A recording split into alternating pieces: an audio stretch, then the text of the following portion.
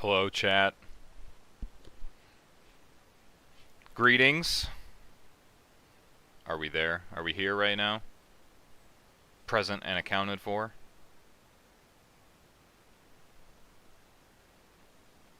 Motherfucking, let's get a chat check. Let's see who's here.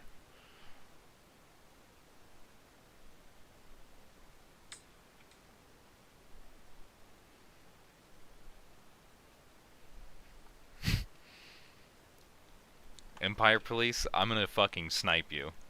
Do not. Alrighty. Check it out, chat. I'm gonna go grab a beer real quick, and then we're gonna get started. So keep yourselves entertained momentarily.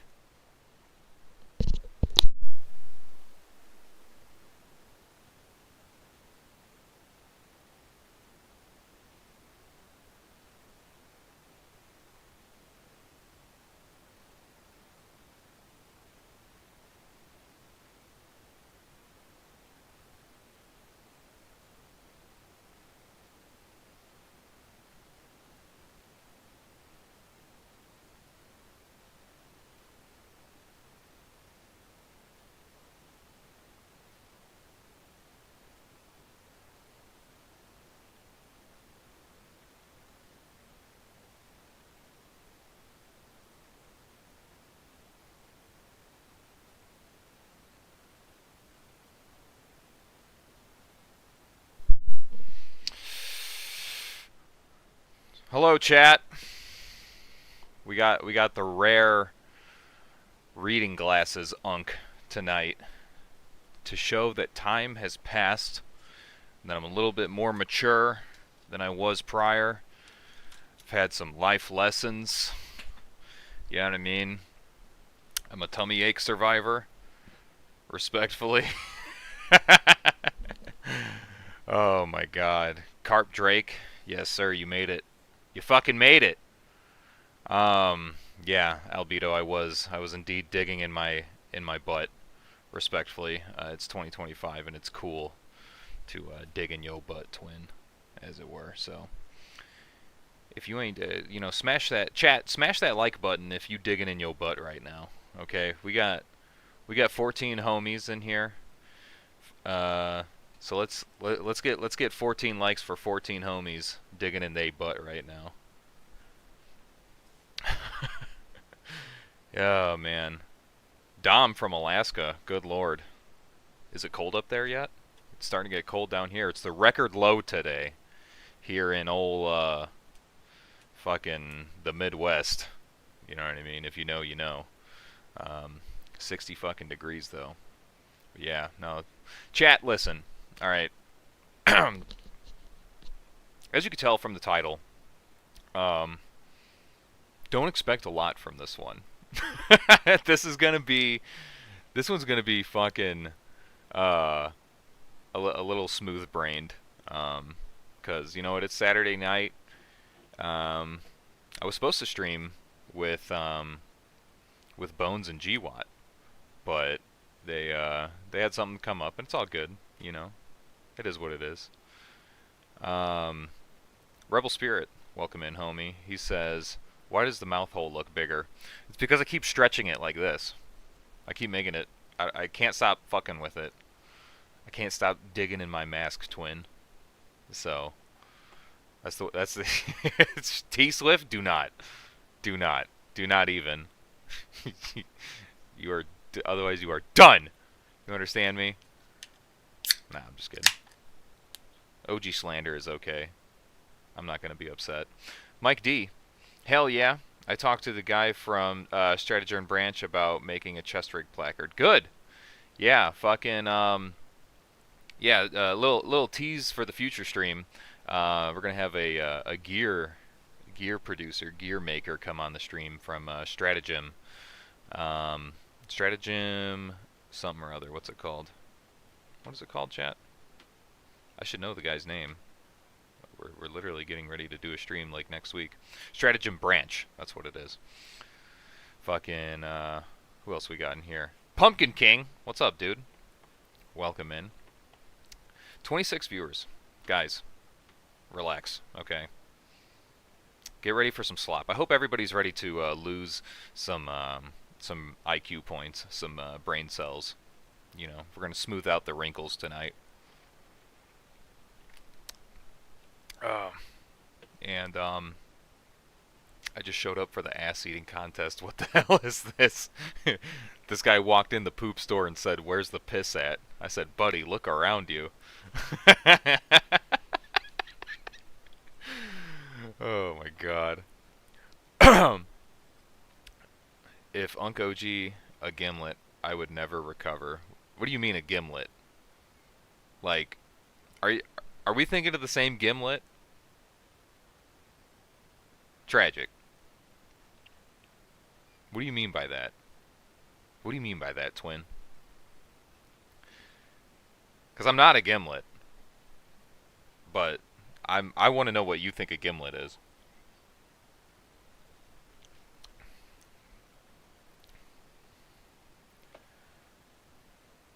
Fat Tuna says, I've already heard the anti-IAR rant. What's the worst that could happen?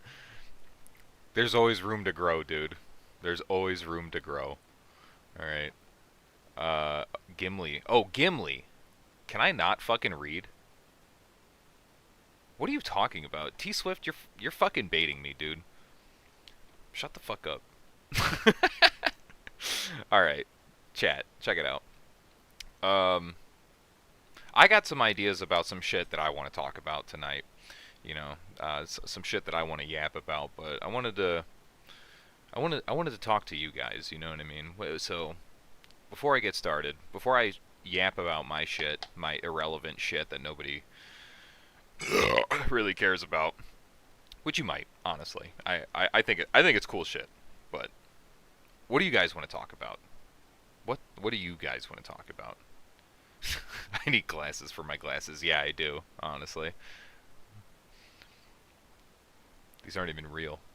They're props.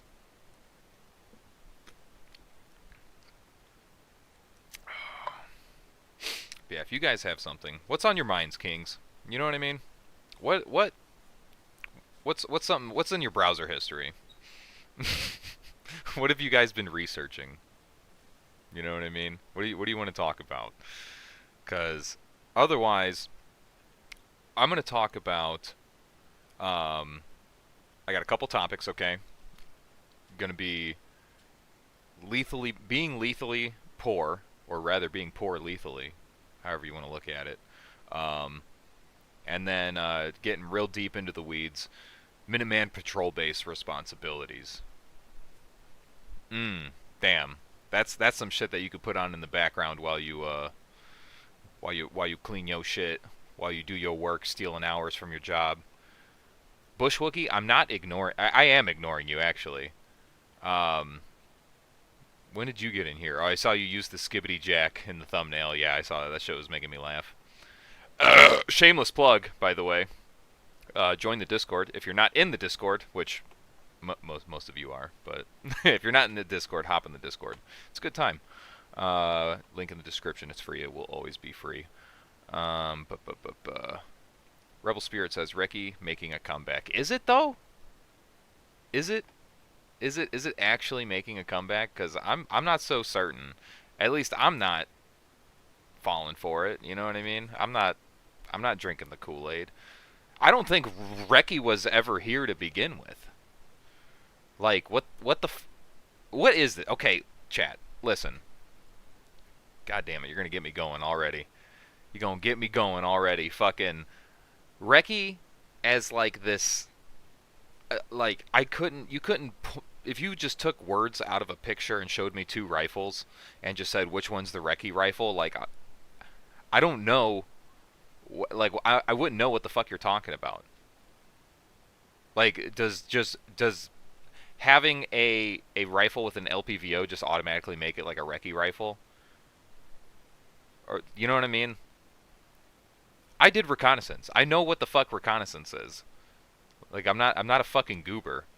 So I'm curious to know what like the I don't want to sound like a fucking dick or anything, but like Yeah, it's just like I feel like there's a disconnect here. Y'all know something about Reki that I don't. Mr. Sinclair, welcome in, brother. God bless. Uh, Empire Police says, I took your advice and focused on developing my skill in distilling and growing rather than buying a $1,500 helmet. Good. Good. You're learning. You're a better man than you were yesterday. And I mean that. Pumpkin King says, all the irrelevant military doctrine that doesn't do shit for the everyday civilian. I will definitely talk about that. I'll write that down. Don't worry. Chat, write that down. Irrelevant military doctrine. Yeah. Lethally poor. Okay, we're developing. And we're going to talk about patrol base stuff if we got time for it. Patrol base stuff. And we got some other... Chat's going crazy right now. Almost 30 people in the chat. How many people are here right now? 26. Bones is here. Welcome. Welcome, homie. Fucking, let's see here. Albedo says, I feel like I should get a moderately sized bear chest rig and use placards with it and get one made for archery. Hey, you do you, bro. You do you. Joker 4-1. That's criminal. We ain't gonna talk about that. Tragic. Here we go. I heard you mention Hawaii Rain once, and I needed to make sure you weren't a gimlet. No, I'm not. I'm not 121. I was not a 121 guy. I had homies who were 121, but I myself was not 121. Nor was I a wolfhound. So, you do the math. I'm not gonna dox myself directly, but... Reconnaissance, bro. Come on.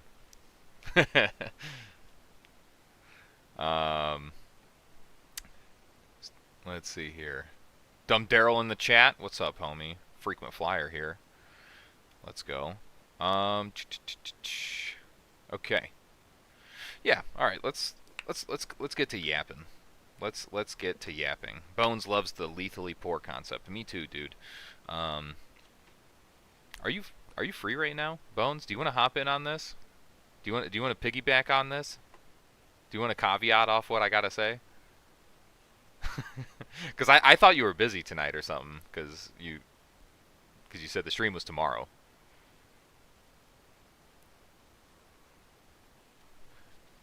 Oh yeah, don't worry, Rebel Spirit. I'm writing down Reki stuff. We'll get into that. Reki comeback ? That's what it's called. All right. Bones is gonna put his makeup on, and then we're gonna yap. So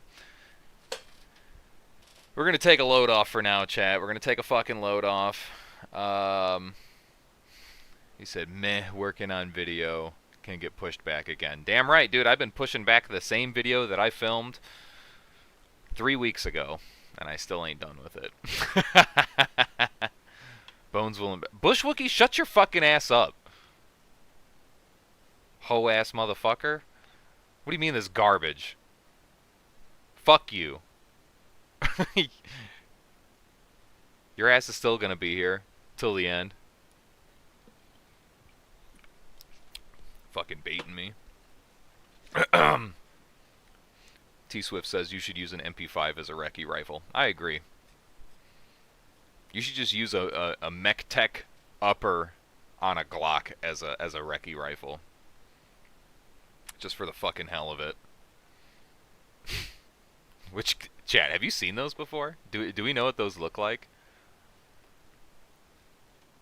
This, I almost drank the Kool-Aid on this. I'm not gonna lie. Here, we're gonna, while Bones is getting in here, this is some like esoteric knowledge. Okay, let me sign out of my shit so that I don't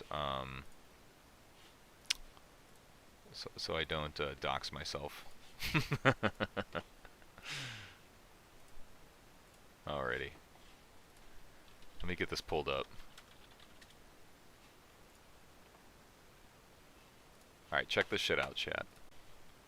Oop, oop, wrong one. I'm goobin'. I'm going goober mode. Alright. Chat, can we see this? Can we see this right now?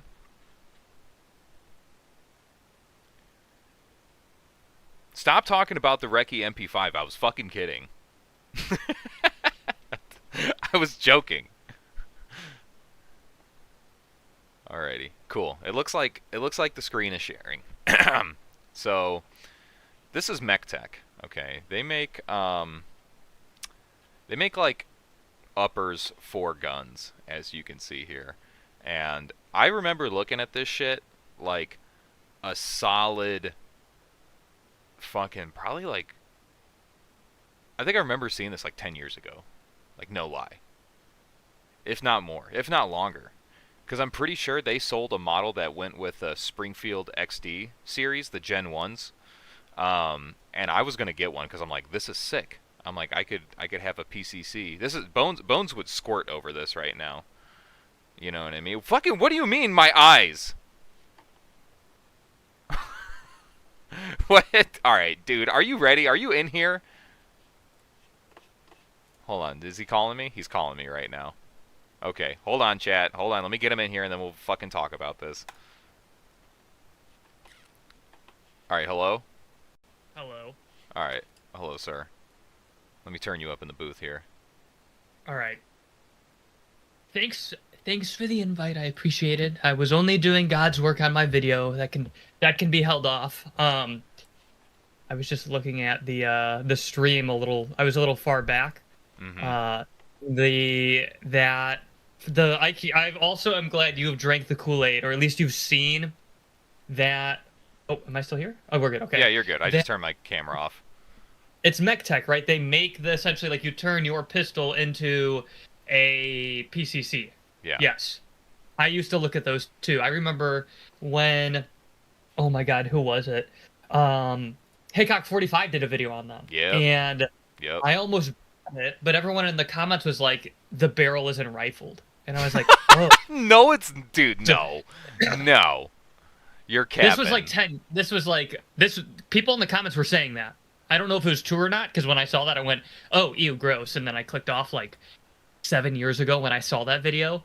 But yeah, people were claiming that the barrels were not rifled when they first came out. Because it was pretty early on when they came out, was when I watched that video. Oh my God, look at this abomination.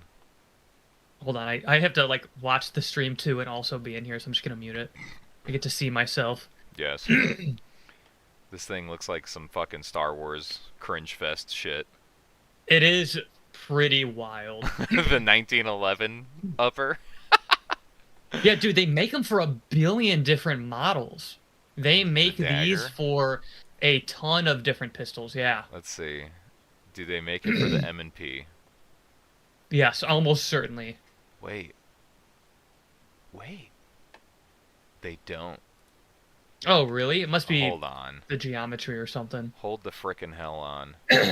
Yeah, they make it for the XD, Glock, and 1911, and that's it. Damn. Left out once again. Just get a PSA dagger.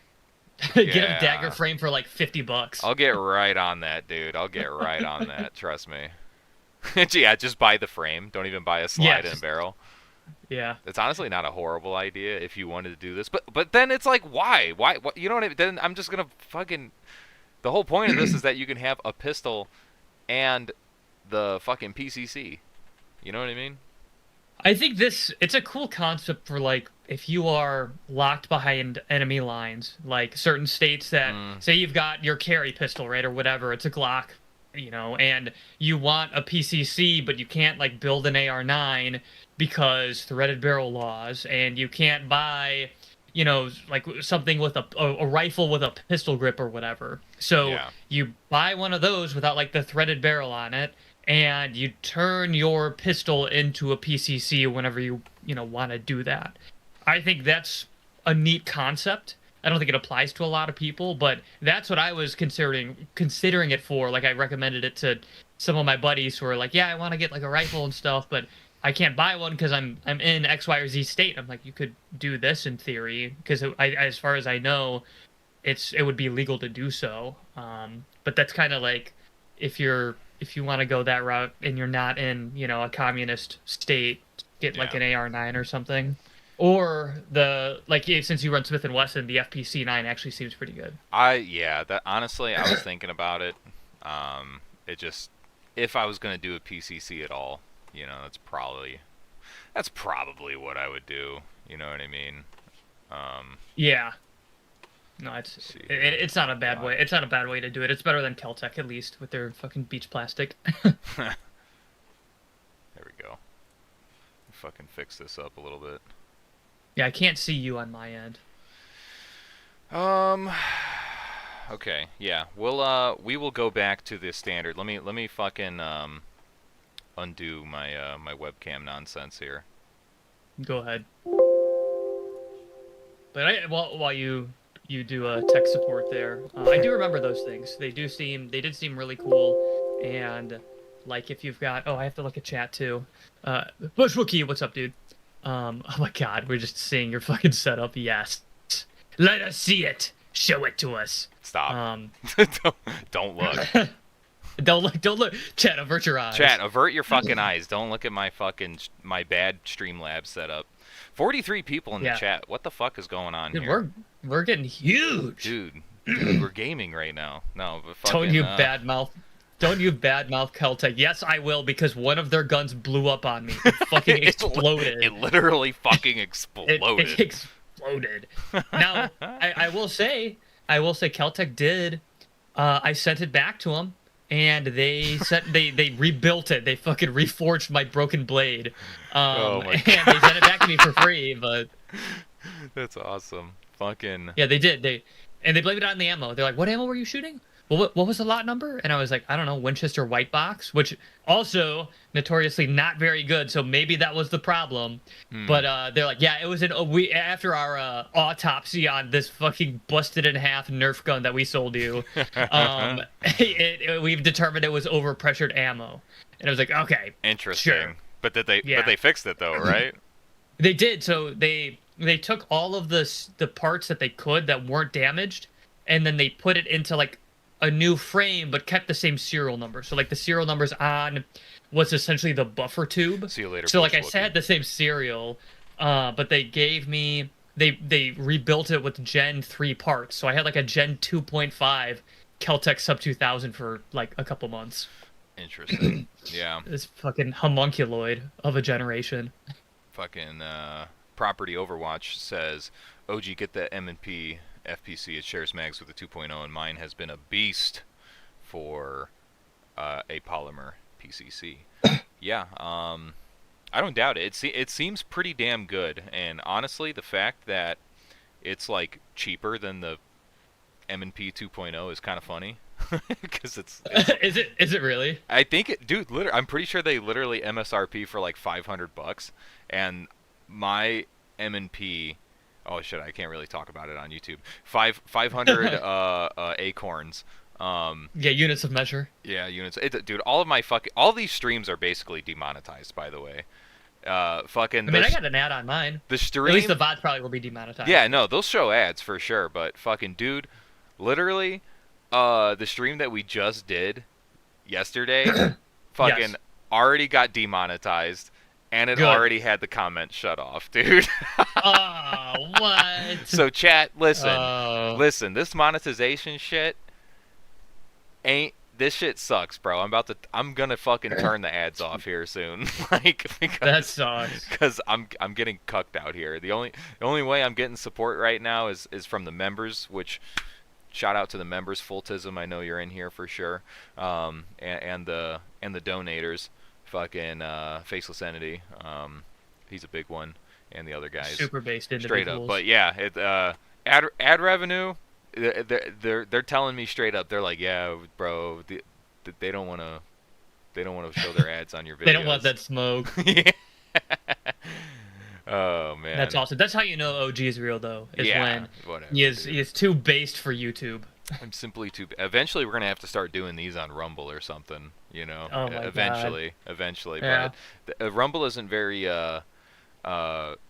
know, I watch YouTube. I don't go on Rumble for anything. Like, Yeah. you know what I mean? I don't know. It just seems like weird. Like, the way that like Rumble to me looks is like. For all my old heads out there, fucking. Do you remember when Facebook came out? Like, and you had like your MySpace, and you're like, why the fuck would I get a Facebook? Like, what is the point? Yeah. Like, you know what I mean? And then it just kind of became the norm out of nowhere. That's what it seems like now. Except that obviously I don't think Rumble's gonna be the norm, but yeah, I don't know. Well, I don't know if Rumble's gonna generate enough money to buy YouTube because that's Oh what no. happened with MySpace was it got bought out and they're just like, all right, we're deleting this now. And yeah, shout out to MySpace. That brings back memories when I maybe had one set up when I was like, I don't know, like 10, I think, maybe, almost right before my time. I remember seeing it somewhere. I don't know if I saw my parents use it at one point or something, but whew, Oh shit!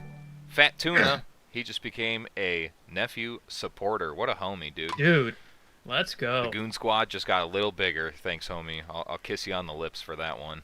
I'll see you in John's server. I'll give you a big fucking sweaty hug and a mouth kiss. Yeah. He never washes the balaclava either, so you can No. imagine. Oh, It never. I think I've watched it once. One time. Yeah. Anyway, That was just so it did get a mind of its own every time you put it on. yeah. Yeah, my DNA started leaching into the mask. And I swear I was sitting here playing Chivalry 2, and I swear I saw this thing move on its own. Like the Green Goblin, dude. It started Yeah, speaking to me. yeah. It started fucking talking to me. It says drink Miller Lights and make shit posts in the woods. Make And post them on YouTube. Make terrible brain rot streams that do nothing for the gun community. Yes. Yes. Yeah. You're sitting over in the corner like, no, stop, no, Yeah. I have to work out the video, and you're just putting it on. No, no. Yeah. Oh god. Okay. Yeah. It's like the Venom suit. Honestly. Yeah. Try to rip it off, and it's leeching onto you. Oh my god. That did happen Except one time. instead of loud noises, it's drinking water is what keeps it away from you. Yeah. When you start chugging Miller Lights, it comes around, but you drink some water and it fucking melts off of you. Kevo says my goon shirt speaks to me in the shirt drawer. Yeah, all of my merch is actually haunted. So just so you know, it's got my my essence, my life vigor in it. Joker41 donated $1.99. Dude, you're a real one. Thank you. And, Thank you. and thank you, thank you, thank you, thank you. I can't believe I paid for this. Yeah, me neither, honestly. Yeah. Hey, Are we gonna now talk now about now I something, have to or- do something. Now we have to. Yeah, yeah. Now we got to put on a fucking show. Now I got to sit up and look at my notes and Lock like in. actually fucking put on a decent show. 30 minutes later. Yeah, fucking. Let's see here. Let's see what the teleprompter says. Hold on. Oh my god. Okay, so I think the first thing, Mike D says, is Stratagem Branch still coming on? Yes, that's going to be next week. That will be next week. Once I figure out a schedule, I'm thinking it might be Monday. That I'm gonna have. Oh, that's him. the dude who makes gear, right? He makes Yes, it is. like pouches and shit. Yep. I still have to check them out. I've been so busy recently. I did a got shoot some cool class this stuff. morning and then all of this other shit. Yeah, I'll have to check them out. But yeah, that will be probably Monday, around the same time. I'm trying. Chat, listen. Now that I got like a good handful of you here, 45 people. Excuse me, 45 people. I'm gonna work out a schedule for these streams. I'm gonna try and do it like twice a week, with maybe some more just kind of sprinkled in there. I don't know. If you want to catch these streams live, like on time, my best advice is to hop in the goddamn Discord because one, I'm terminally online and I'm always posting updates in there. But yeah, you'll get a notification when I go live. So if you want to hang out from the beginning, you just gotta hop in. You gotta hop in that Discord, which is free. Link in the description. So yeah. Super Anyway, based. let's get into an actual topic now. Yes. And this one comes from uh, Pumpkin King, who's a good homie. He wants to hear some yapping about irrelevant military doctrine. Irrelevant or relevant? Irrelevant A military lot of it. doctrine. Yeah, most of it. A lot of it. Fultism with 269. Nice. Dude. He says sewing stream when I get a sewing stream. Chat, listen. Okay. Small side tangent. Okay. Um, I don't know if you guys know this about me. Most of you probably This don't. is deep OG This is lore. this is ancient ball knowledge, ancient OG knowledge. All right, fucking. I used to make gear. Okay, I used to be a gearhead. I used to sew and make gear like these guys you see on Instagram and shit like that. Um, it was very low key. I basically did commission work. And I made pouches and chest rigs and stuff like that. But my sewing machine took a shit, and I've never gotten back into it because sewing machines are fucking expensive. Like very They really are. expensive. Like Yeah. so chat, listen, all of this money that's coming in right now, besides going towards making videos and stuff like this, is going towards bringing that venture back to life. Eventually, one day, this is mark my words, all right, chat. One day, you're gonna see Uncle OG gear come back to life, and we're gonna make some cool shit together, all right? Because we got to do something cool. We got to make some cool shit. I want to make backpacks. That's one thing that I regret not making was making backpacks. Um, Backpacks would be fun. I'm very pouches, particular about backpacks. LBE, fucking gear, like centric pouches. So like like three. Why is it so fucking hard to find a 3 mag Stanag pattern pouch?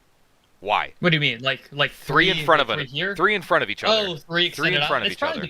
probably because it sticks out far, and most people are like, I just want to Yeah, put them but dude, too. the LBE is like becoming more and more popular, and it doesn't really matter all the way down there because you wear it around your waist and you could fucking still go prone with it. Like I bro, see the there's a I see gap the in the image. market. There's a gap in the market, and I'm gonna fucking fill it, chat. I'm gonna fill it. So yeah, I'm gonna get a sewing machine, but I need $1,500 first because it's very expensive.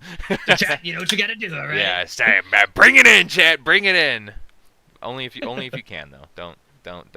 Yeah, I'm not trying to go. Yeah, don't support our autism and retardation if you are, on food stamps right now, please. Yeah, dude.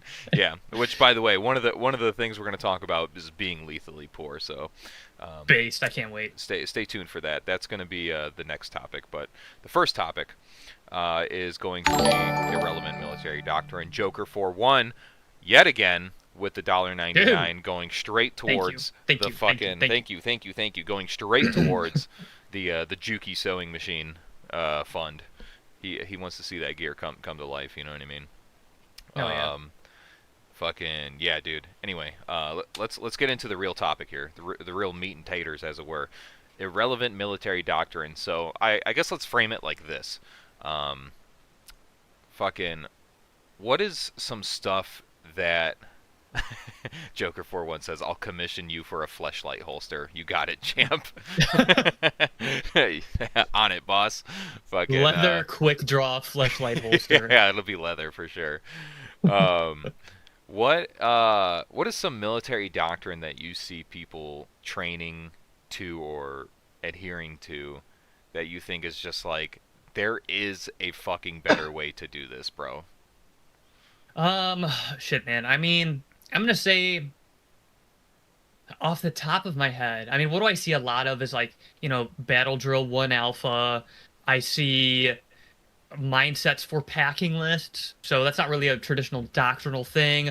Recon though, another one. Everybody loves the recon. We all love recon. We all love the what is it? The Before 5 you go principles of on, patrolling, and then Albedo's been going Spurg mode in the chat, and I just need to address sicko it. mode right now. Just so he knows I'm not ignoring him. I am reading the chat. Fucking I did have a Singer Model 60 from the 50s that was a straight stitch only. Um, that it was actually converted to from manual to electric, and that I did use that for a long time. Um, but it did take a shit, and finding parts for it is very hard. But yeah, I know where you're coming from with that. Like the old stuff was gold, all right, because it was like you could sew through fucking leather with that shit basically. Yeah.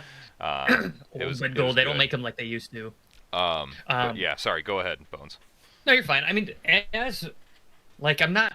So the doctrine I know for the military, right, is very like artillery centric. So unfortunately, Mm, people aren't running around with mortars and howitzers. So I'm not super well versed in like the small unit tactics stuff. I mean, I know the basics, right? So what I see people is like copying Battle Drill 1 Alpha, copying, as an example, kind of what we've been talking about a good bit, the concept of a squad support weapon for, massing fire, suppressing fire to maneuver on an objective, stuff like that. I see on like a more micro level or an informal way, people try to look at what the military does and go, now let's do that on the civilian side, which is like super base, don't get me mm, wrong, but you don't have all that logistical support. So when you do that, now you get the problem of let's make an AR a squad support weapon and let's put a mm, heat shroud on it to lay suppressing fire, and you're like, that might not be the move for most people. yeah. So that's the shit I see that. And then like when it comes to medical stuff, I mean, a lot of people they're teaching TCCC and stuff from the military, which is super awesome, and I think that's very applicable. But they forget the fact that unless it's the end of the fucking world or it's Red Dawn, there's a hospital probably within like Yeah. 20 to 45 minutes of you. So Yeah. how much do you really want to sit on this casualty and like, fucking bandaging them up and put the tourniquets on when you could just be going, 90 down whatever back roads, to the nearest hospital to where they Yeah. can really actually receive treatment, or you don't even know like how am I going to load this person somewhere? Yeah. How am I going to get them in a vehicle? How am I going to stabilize them while on the move? Yeah. Things like that people are just like, no, I'm just going to do S-March E and then wait.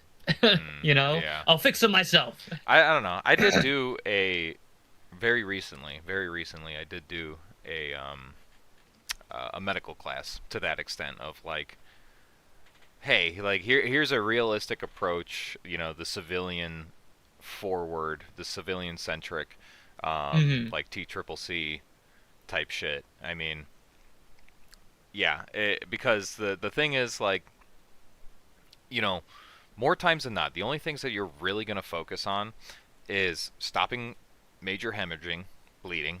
You're gonna Hmm. stop fucking bleeding. You're gonna make sure that they could fucking breathe. All right, so Yes. Yep. airway, all that bullshit, and then you're gonna get them to a fucking hospital as soon as possible because you can't necessarily continue to treat shock or anything like that, or like stay. It's more dangerous to stay on X and try and fucking treat the symptoms of shock or anything like that. For Yes. if you're looking at the March algorithm for like circulation and stuff like that, fucking it's it's not a good idea. You shouldn't do it. You shouldn't stick around too long because obviously this person's already experienced major fucking trauma, physical trauma. Like they just need higher care Yes. to Yeah. not only be better stabilized, but also be ready to receive that fucking further excuse me, that further care. So, I mean, it for the civilian in the LARP world, um, I mean, obviously learn that stuff because who the Hmm. fuck knows what can happen? I mean, fucking ambulances an hour away and homies going into shock like fucking dying and shit. Yeah. Like you gotta kind of know what to do.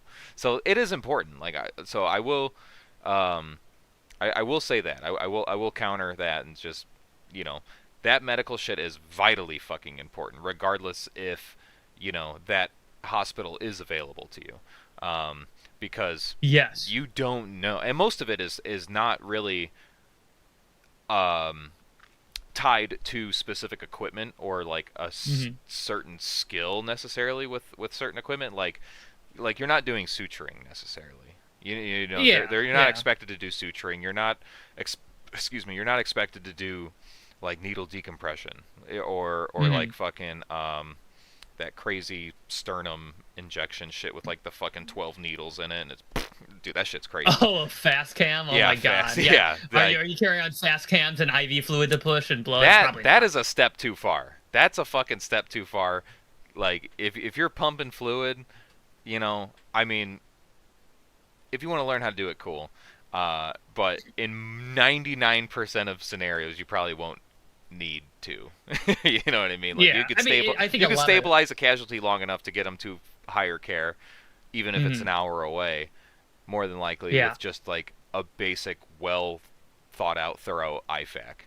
You know what I mean? Fucking Yes. your standard tourniquet, Israeli bandage, pack and gauze, um, wound dressing, fucking NPA, you know, shit like that. Fucking Hmm. chest seals. Um, Yeah. you like Basic learn how to IFAC use stuff. all that shit. Very good, and more than likely, most casualties, if they're not just gonna die, like you could probably take care of them. And then treating for shock is just kind of like knowing how to fucking see the symptoms and know how severe it is, Hmm. um, and treating it accordingly. Because I mean, it could be a plethora of things. You know, temperature, like ambient temperature, fucking plays a role in it. If it's hot outside, like fucking heat casualties and shit like that. Hypothermia, fucking, or if homeboy has a fucking a thoracic fucking penetration and they start having fucking tracheal deviation and shit like that, like, oh my god, he's Hmm. gonna die. You know what I mean? Yeah. Like, Yeah. I mean, Yeah. yeah, that's kind of late stage, but like, I'm going on Hmm. a tangent here, but I think that Well, shit's very important. Like, it definitely don't fuck absolutely around with is. medical because that is something that you can use even on a normal day. Like, I mean, you could drive past a fucking car accident and see, you know, some fucking poor dude, poor woman, fucked up, you know, hanging on for dear life, and if you have to make the moral decision to actually save them. But like, if you can, why not? You know what I mean? That's a Hmm. skill that it's spread so far across so many different uses and possible like scenarios and shit like that that it's you should just do it. Like, you know what I Hmm. mean? You just should do it. Period. Yeah, I absolutely agree. I think the skill set and the algorithm is absolutely fantastic, and people should know and train it. I think guys just lose sight of the military doctrine is we're gonna package this person for when medical comes, when evac comes, whether that be medevac helicopter or a field ambulance, things like that. And a lot of the time, guys kind of lose the real world of unless we are actively, like this is the LARPosphere, we're fighting the HOA goons, we need vehicles like to not leave. Unless you're in that scenario, Mm-hmm. you have and a lot of the time a vehicle that people just tend to ignore when they talk tactical stuff. Yeah. And they're, if you're following the military doctrine, it's like, all right, now you're going to sit on this person until evac arrives. And it's Yeah. like, hey man, in the civilian side, you probably got a vehicle. Hopefully, Yeah. The somebody's keys are got a in your truck. fucking pocket. The Yeah, just get in that bitch and drive them to the hospital. Because yeah, you could say wait for an ambulance, but that ambulance might be 20, 30 minutes away, and are they going to receive care on the ambulance? Yes. Is it worth that care worth waiting for when you could just get them to the hospital faster and roll them into the ER, and they're going to have way more resources there. So Yeah. I think guys that's the doctrinal side. The skill set, absolutely. I fucking love medical. I've Mm-hmm. even taught classes about it.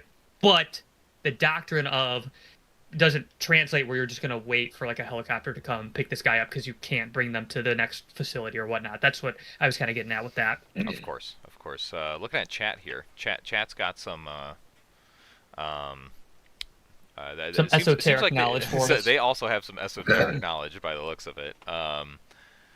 Let's see. Da, da, da, da. What the fuck? T Swift says, "Should I be a white rapper?" I think so. You should. You should be a SoundCloud rapper.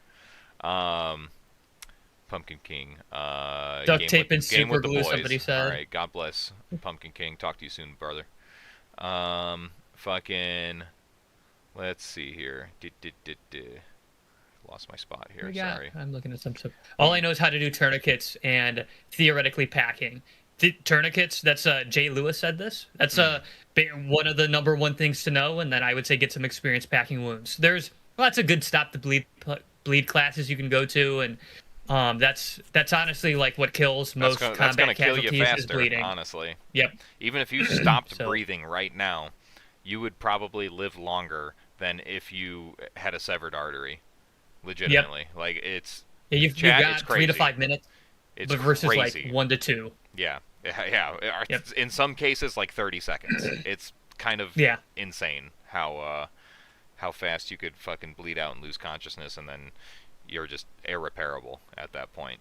Yes. But if you stop breathing or somebody is not breathing, then I mean, yeah, you have minutes to get them going again. You know what I mean? But bleeding Yep. is like the number one thing to worry about. Um, Yeah. Fucking, let's see here. Absolutely. Pumpkin King summed it up pretty good before he left. Bleeding, airway, shock, getting to better care. That's basically the too long didn't read version. Yep. Those are the chapters of the book right there. Yep. That's it. Yeah, and all the whole March algorithm is like security, yes, of course. Hmm. Massive hemorrhaging, yes. Airway, yes. Respirations, I mean, like, bro, you can be looking for that stuff to see if they're going into shock or a tensionpneumothorax, but like once you get there, it's like let's get this nigga out of here, okay? Like I don't want to be sitting any longer with this dude if I'm like, let me assess his breathing right now. Like, dude, no, like Yeah. in the vehicle now. Get him in there now! Yeah, literally. Yeah, everything else after What the that fuck is are like, you all waiting right, for? Yeah, you can fucking worry about that shit when you're bringing them over there and stuff. You know, circulation. I do not care. Civilian side, if you're gonna be like, oh, let me look at his capillary Yeah. refill real quick. No. Yeah, you're touching his gums Yeah. and shit. Yeah. You don't have fluids to push, and if you do, super based, you better know how to Yeah. do it correctly. But even then, fuck, dude, you're getting into the weeds here. Okay. T Swift, he's asking the real questions now. Let's hear it. Patch Paladin says Hopto. I saw that. Fucking T Swift, he's asking though, what exactly is shock? Like a seizure? So that is a symptom of shock. So shock is kind of like it's sort of a state. There's two kinds. Yeah. There's two kinds. There's You had to go ahead, Golf King. yeah. So if I'm not mistaken, there's a few different kinds technically, but the two most common ones are from bleeding essentially, like trauma Yes. based, and then Yes. there's sort of like, God, I can't remember the fucking word for it, but it's basically like your environmental related ones, like fucking heat stroke and fucking hypothermia, where it's not necessarily, those ones are a lot easier to kind of deal with and shit, because it's just like treating shock is basically treating symptoms. At Yes. least for stabilizing. For stabilization, you know, treating shock is as simple as that for the most part. At least for you, as far as you are concerned, that's all you need to do. And recognizing the fucking symptoms of shock. Yeah, yeah, Hook. It's brain Yeah. blue screen basically. Fucking. Yeah. Yeah. But what happens is Oh, good. basically what happens in shock is that your body's Dun, going dun, dun, dun. into like. Yeah, your body is booting up into BIOS basically, and fucking like, Yeah. or it's booting up in safe mode, and all of the blood is leaving your extremities and going towards your trunk, your vital organs and stuff like that, to try and just do as much as it can to keep itself alive, and you know that's why, like what Bones was saying, was like checking capillary refill. So like you could squeeze someone's fingernails, and if it takes more than like 2 seconds to fucking turn red or pink again, then it's like, yeah, this dude's in fucking shock. And which it can fucking kill you. It literally can kill you. Yes. Yeah. Shock will kill you. Yeah, which is kind of crazy because it's supposed to keep you alive. Yep. Yeah, it's shock it's from trauma, and it's usually, like you said, the environmental factors can affect you, and that's more of like, from my understanding, because I don't want to, it's been a while since I've taken the course, but it's more of like your psychological shock, right? Or like the pain. There's been a sharp change in your environment, so you might not be bleeding out, but you might not realize kind of what's happening, and then the pain starts to rush into your system. You realize you have broken bones, your body does, and it starts to shut down to preserve life. Yeah. And then there's from hemorrhaging, which is your loss of blood, and that is where you go into shock due to loss of blood, and that's where all your blood is coming in and pulling away from your Extremities. your extremities and stuff to try to save your vital organs. But the issue with it is you'll get an altered mental state, which can be hazardous, and it can sometimes pull blood from your brain, Yeah. which is really Yep. bad. Yeah. You Uh, could literally be and brain dead from shock. yep, Hmm. yeah, and you can also what's the other thing? You go into cardiac arrest. Sorry, yeah, you go into cardiac Fucking. arrest, and It's yeah. The there's two main types of killers. shock too. The main killers of shock, um, is lack of oxygen to the brain, Hmm. because obviously you're not getting sufficient blood flow to the brain, which is what causes, like Bone said, the altered mental state and shit like that. So like if you're if you're treating somebody in shock, by the way, take their fucking gun away if they have a gun on them, because it's like they Yes. could go insane and they could rapidly deteriorate their mental state like within a minute. It's pretty nutty. So Yep. don't play that fucking game. If somebody's in shock, just do the right thing. But yeah, the main ways that it can kill you is basically it's basically organ failure. It's organ failure, because your body has a predetermined list of what organs are important to keep this motherfucker alive. Okay, and like it'll basically just be like brain, fucking kidneys, liver, and then usually by heart and lungs you're like dead already. You know what I'm saying? Yeah, yeah. Like, but that's what could happen is that that's why, God, this guy who is way smarter than me explained this to me. Why people who are in or who have been heat casualties before are much more likely to be heat casualties again.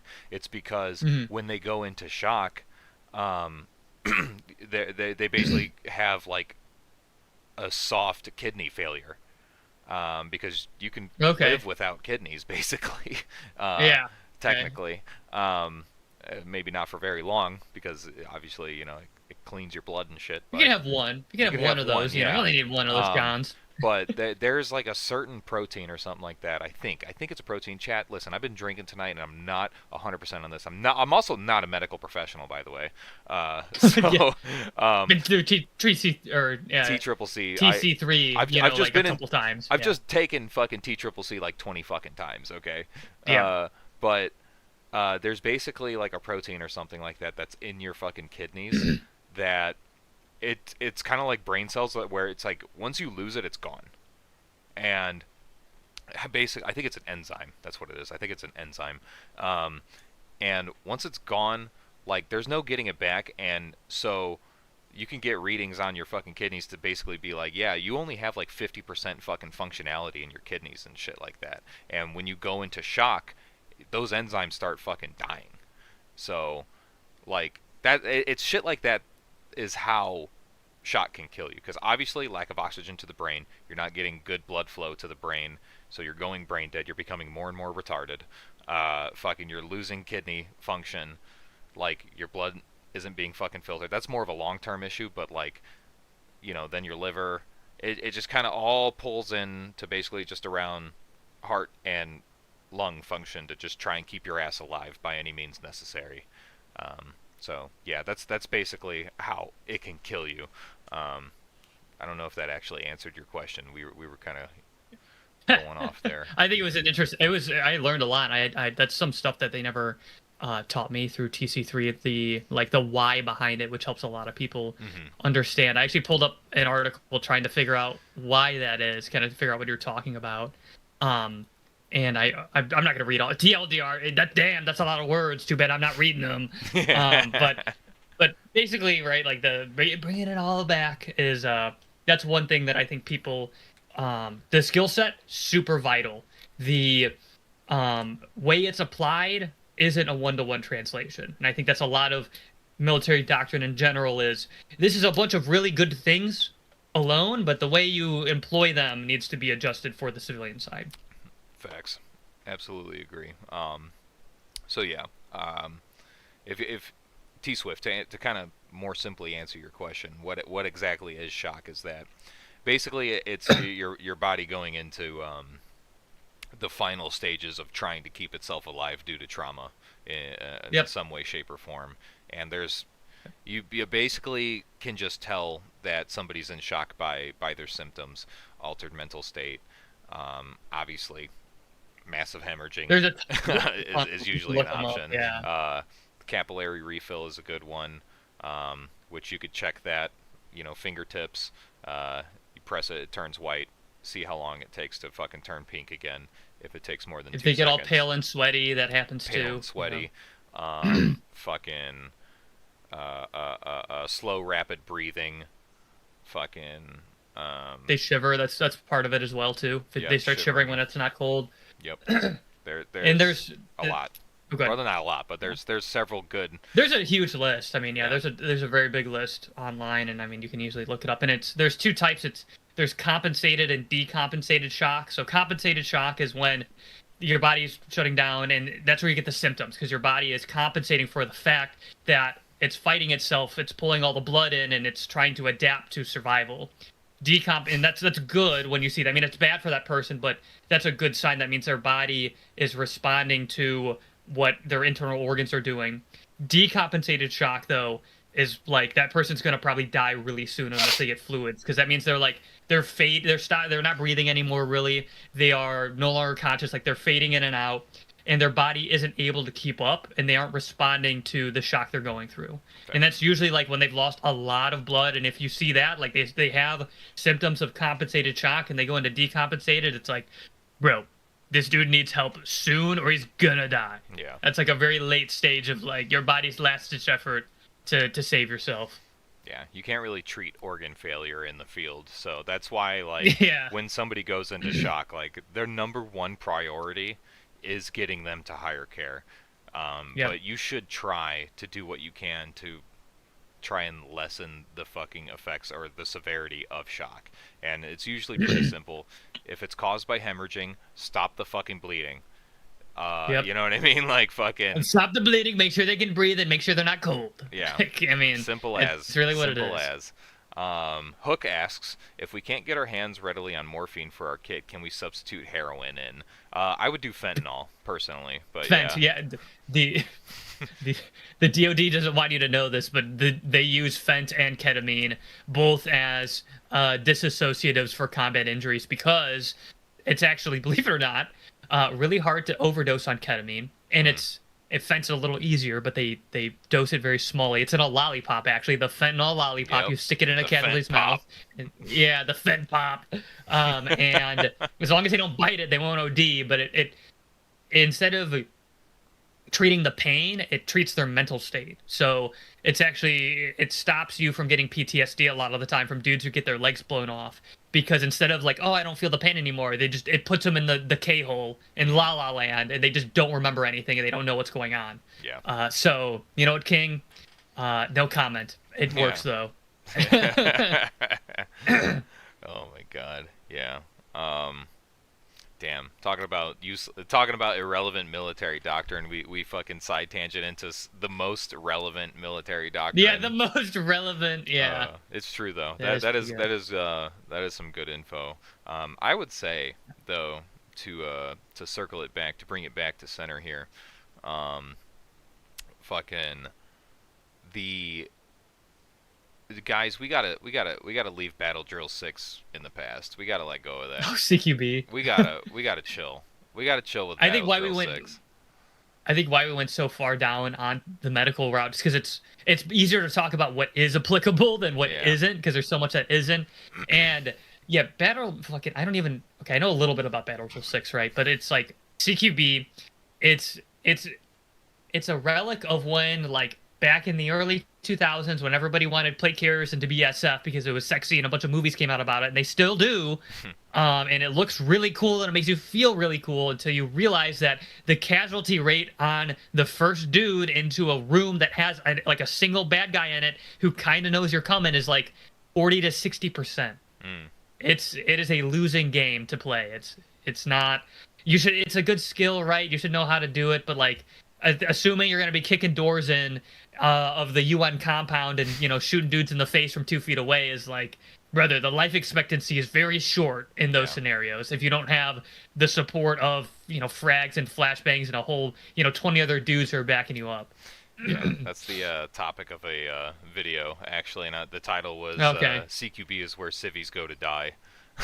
I remember you talking to me about that one. Yeah, Yeah, it's it's just ooh. don't. Your CQB plan should be um, burn the building down.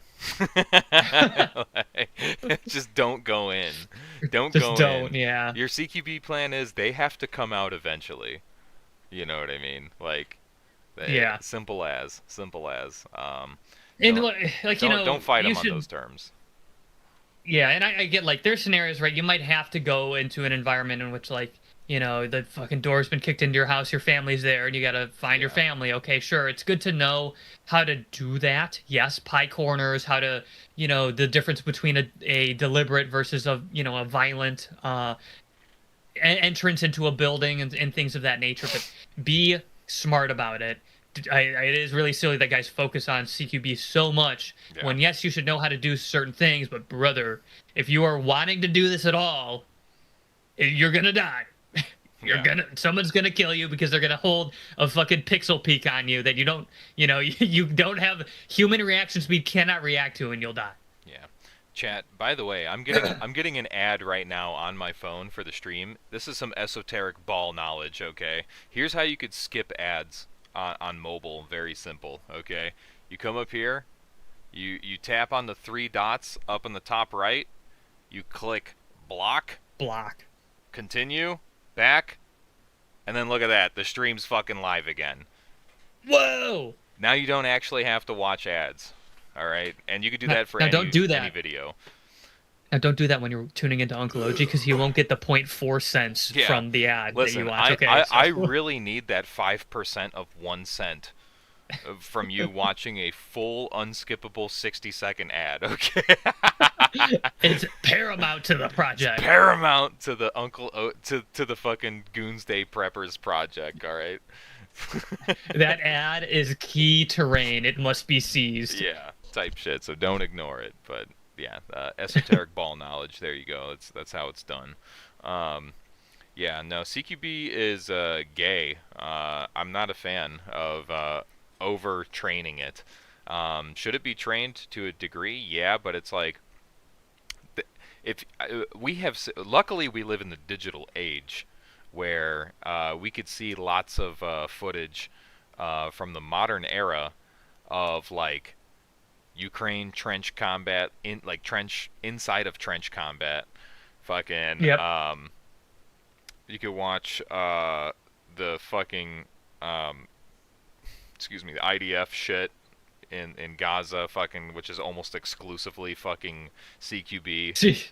Uh, Grenades in windows. yeah, like it's nuts. It's fucking nuts. It's literally nuts. It's like the yeah, your objective survive. Literally, that's the fucking Yep. CQB plan, and it's just like, so.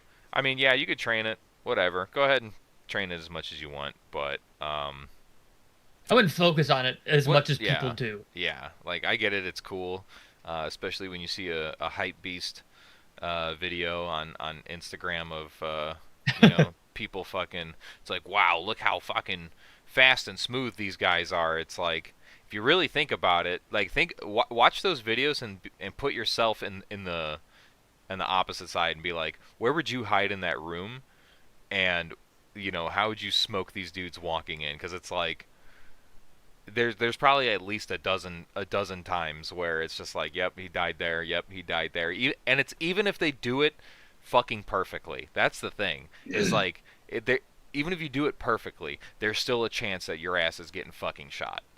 Like, god damn, stay the fuck away from CQB at all costs, bro. Like if you can fucking It's avoid easy it. for people to shoot you when they're close to you. Yeah, So it's don't put real. yourself in an It's environment real where easy. yeah. The fucking the skill gap gets fucking closer and closer and closer. The less distance there is, everybody has the capability of getting lucky. You know what I mean? So Yep. don't don't try your luck, because you have to get lucky every time. They have to get lucky once. Yep. Simple as, simple as. Write So, that in the fucking write that book. down. Clip that, chat. Yeah. So What else we got for silly doctrine you see people focus on? We got any Um, other topics here? for doctrine. I'm trying to yeah. Or in general, like I mean, I mentioned the packing list stuff. You know, we talked about that a few times. The military packing lists are a good Oh foundation, yeah, but for like, sure. brother, if you see a spare pair of boots on there, throw that shit in the garbage immediately. If you Um, got boots in your rucksack, I'm fucking bullying you. Like, yeah, and you probably deserve it, honestly. You don't know any better. it's for your own good. Yeah, I'm trying to help you. I'm trying to help you, motherfucker. Trying to save Yeah. your soul. Yeah, no, packing lists are fucking stupid. I, this might be a hot take, but I think multicam is gay. I think multicam is really gay. Well, for what? Because I mean, multicam works, Yeah, right? But I everybody's know. also wearing it now. Yeah, Yeah, everybody has it. I don't know. I don't think That's. it's I like mean, the end all be all, though. You know what I mean?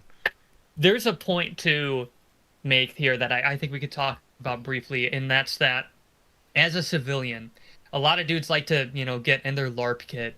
You don't want to be mistaken for a government entity for whatever reason that might be. You don't want to look like your military or you're some law enforcement agency or something like that. So I love surplus gear. You just have to exercise caution and not, going full Fed pat out and, pants, jacket, a fucking multicam tap system, an ACH with the multicam, cover and stuff. It's like make sure you could be identified as Yeah. not a service member, because I mean that's just it's you see what's going on in Ukraine right now. Is Mhm. that everybody's wearing the same fucking camo, so they're duct taping, PT belts to their shoulders and shit, so they don't get shot on accident. Yeah. So I think that would help. I think yeah, multicam it blends in everywhere. I get that. But I'll take a half step or a step worse camo if it means I'm not going to be, mistaken for something I'm not. Yeah. No. Fucking Fed cam is cringe. Fed pat. Yeah. Fed pat is super cringe. Yeah. I'm not with it. Yeah. I agree. I mean, I would take a theoretically step down in terms of like Yeah. efficacy for camouflage than wear something that like the hypothetical op 4 is wearing. You know what I mean? It's Yeah. just like Yeah. it's dumb. It's fucking dumb. PID is so fucking important that you shouldn't. I don't know. Yeah, no, I'm not as cool as it would be to just put some hyper pink duct tape on my kit so that everybody knows who I am, as if this isn't enough. You know what I mean? Like, but yes, I do wear this to train. Thank you, but It does. I've seen it. but the I think it still stands that like your goon squad should have a uniform standard, and if it's multicam, I think you should kind of Reassess. reassess. Just think about Yeah. it. Think about it. You know what I mean? Let's play the tape all the way through. And I know you and I both want to do videos on this specifically, so I won't go crazy in depth on it. But there is plenty in the civilian world that you can buy, like commercially available, clothing and garb that is fantastic in the field, that isn't milsurp multicam or some other surplus or like fucking CBP surplus or something like that, or Marine Corps surplus. There's a lot that you can buy that will blend into wherever you are very well and still be rugged and breathable material that isn't, a set of frack use that somebody's getting rid of on Facebook Marketplace. Right. Yeah. Dumb Daryl says Goon Squad camo is M81 or I'm leaving, and that's so true. Listen, M81 is based. M81 It is or great. die. It's kind of hard to tell because I got like a sepia tone light in front of me, but You got Fault in the Vegas vision. this is fucking M81 OD green. That's the standard. All right. If you live in the desert, fucking go with chalky chip or DCU. something. Yeah, or DCU. Yep, DCU and tan. Yep. Or FDE, whatever. Simple as. That is the uniform standard of the of the Goon Squad front. All right. Yep. Exactly. Honestly, I hope everybody's on the same page on that. M81 and DCU are very based That's and it. no longer used. Yeah, that's it. That is it. That we keep it simple. All We're of the other returning to stuff. monkey, all right? Yep. Yep. M81 is fucking king. It is. I just hate that when I wear M81 pants that are surplus, they make me look like a school shooter. Yeah. It's very frustrating. Yeah, I Fucking mean, you hate just that. can't wear them in public. That's the deal. Yeah. You know what I mean? I You're think the that's kind hose. of the deciding factor is that, everybody's been Pavloved into thinking that. So, Oh shit. so yeah. Well, does chat have any more wisdom or questions, or do we want to move to I think to our we should next talk topic? to. I think we should talk about the next topic here. I want to get to It's a the. good transition, to be honest. Yeah, I want these. I want to try and get through these topics before I get out of here at 10 o'clock. Usually, I'm an old man. I have Yeah. to. I gotta. Unc's got to go to bed at 10. All right. Gotta Fucking. take his dementia. I get, Go to sleep. I gotta take my dementia pills and fucking go night night before I fucking throw the cat in the oven or something like that. Um, but that's a joke, by the way. YouTube. Fucking. Yeah. Let's talk about being lethally poor. Which, by the way, before we transition here, before we transition in a hetero way, 50 viewers in the chat. 50 Dude. homeboys are watching the shit, as it were. And first of all, thank you. Please, if you are tuning in for the first time, like the fuck middle. Hey, Parch Paladin, shut the fuck up. MySpace aged. What are you talking about, dude? What do you That's a say? fucking insult. What do you hit you with? He called me MySpace aged. MySpace aged. That's Yeah. awesome. Dick. One dude, Jay Lewis, black multicam and skull balaclava. Listen to me very carefully. Listen to me very carefully. If you're going to rock that, you better be the most squared away lethal motherfucker literally. on planet Earth. Because Dude, if you're clown. not, I'm going to bully you into taking that off immediately. Yeah, to the fucking So shadow you either, realm. you either fuck every butt on the range, or you are the biggest cringe lord imaginable. Yeah. Listen, you're either fucking Johnny Badass himself, or you literally weigh 400 pounds. There's no in between. 400 or 90. Pick. Yeah, pick one. So yeah, but fucking thanks for watching. Like the fucking stream, so more goons could check it out. Check out the description. I got some cool links down there. Cool links for cool guys like you. So anyway, yeah, let's talk about this next topic. Excuse me.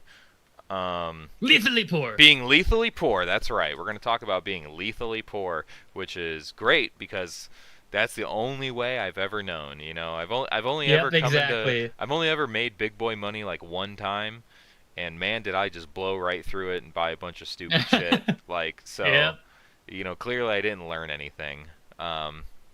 So. Anyway, but to kind of get started on this topic, let's how much money do you make a year, Bones? No, I'm just kidding. You don't have to answer that. But Not enough. yeah, no, No. I mean, I agree with you though that we did get a new job. We make big boy money again. So if you start seeing me say that, everybody you should say congrats, buy. Bones. Thank you. I mean, we got a 9 to 5, ladies and gentlemen, and it's Yeah, we not made dog it. shit pay. It's We're making crazy. it out of We mom's made it. basement with We're this making one. it. Can finally stop streaming out of the closet. No, so but if I start chilling and saying you the minimum bar of entry for an AR is a Daniel defense, show up to my house and just shoot me. Euthanasia is the only cure. But yeah, like I think a lot of dudes, right? It's getting increasingly more expensive to shoot and get into this hobby, and you can easily, like, buddy of mine wanted to buy all new gear, cost him like $2,000. Plates, body armor, chest rig, all this stuff. So you can easily blow a lot of money on this. And you don't need to, guys. It's okay. You don't. There's a lot of people trying to tell you that there's two devils on your shoulder. One of them rocks a VCOG on a Daniel defense and says that if your rifle isn't $4,000 or more, you're gonna die. And the other devil on your shoulder is saying that your PSA is just as good and you should buy a Temu chest rig, the one that's got like the pistol carrier here and shit that's been around for 300 years. Oh my god. Yeah, and so. We're trying to part the sea here and talk about like where the truth is, and it lies. You can get some really good effectiveness out of cheaper gear. You just got to be smart about it. So, Very true. Very true. Let's Listen, talk about it. there, Let's expound. much like the neurodivergent spectrum that we're all on, there's also a spectrum for cost cost to output, if yeah, you will. there's Cost to also performance. a spectrum for gear, believe it or not. And on one end of the spectrum, you have shit that is way too expensive for what you're getting, okay? And then on the other end of the I don't know. spectrum, yeah, cry, fucking, You and cry. then on the other end of the spectrum, you have guess shit that is way too expensive for what you're getting. What do I mean by that? Okay, this took me a while to figure out. Fultism says airsoft gear is valid though. Let me get there. Don't Well, don't talk out yeah. of order, King. Don't talk out of order again, We or get there you're when we get done. there. No, yeah. if if you're gonna live in my walls, pay rent. Okay, fucking quit reading the script ahead of me. Fuck. So, no, but anyway, the like you said, it's somewhere sort of in the middle is where you could find a sweet spot. It's crazy the amount of like market hype that surrounds shooting gear. It's astonishing to me. It is astonishing to me. Well, So much it's so like that I it's made the a cool meme. guy thing. Go ahead, talk for a second. I'm gonna find a meme that I Okay, made. it's just like it's a for one, there's a lot of older guys who are into shooting. There's FUD lore, there's deep FUD lore that flows through shooting, and it's the cool guy, fucking masculine thing to do. Fucking people want to feel like they're a badass and feel like they are super high speed and that they can, lord that over other people. Not saying everybody's like that, right? But there's so many, so much like I guess sort of aura around shooting and that people will farm that aura to make money when they don't need to. Yeah, facts. Here, Yeah, I got that the is meme pretty in good. question Yeah. here. Let's see here. Let's see if it pops up. Oh my god, it's so fucking giant. Hold on.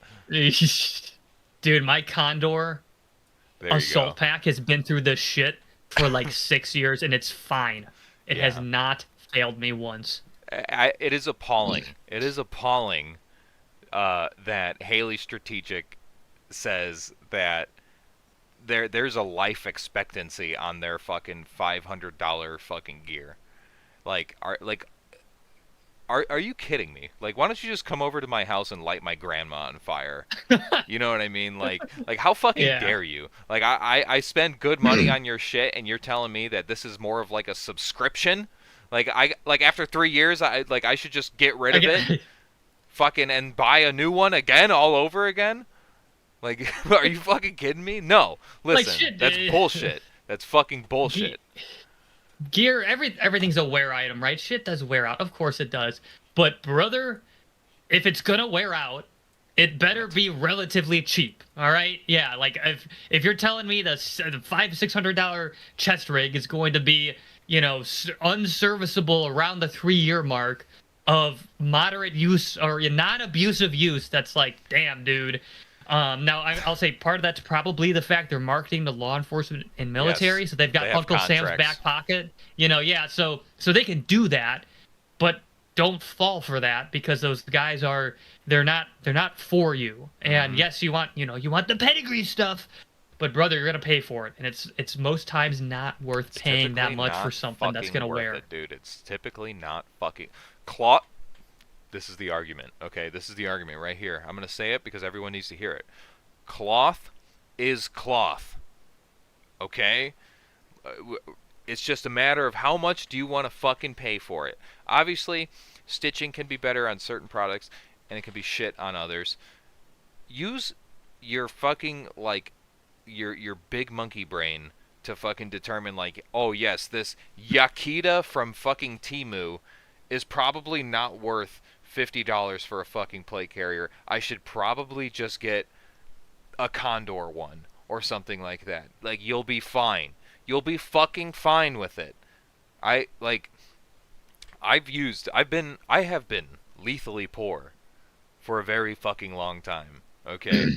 I like how many JPCs have I had? Zero. How many Zero. fucking uh mech def fucking plate carriers have I had? 0. Like, the list goes on.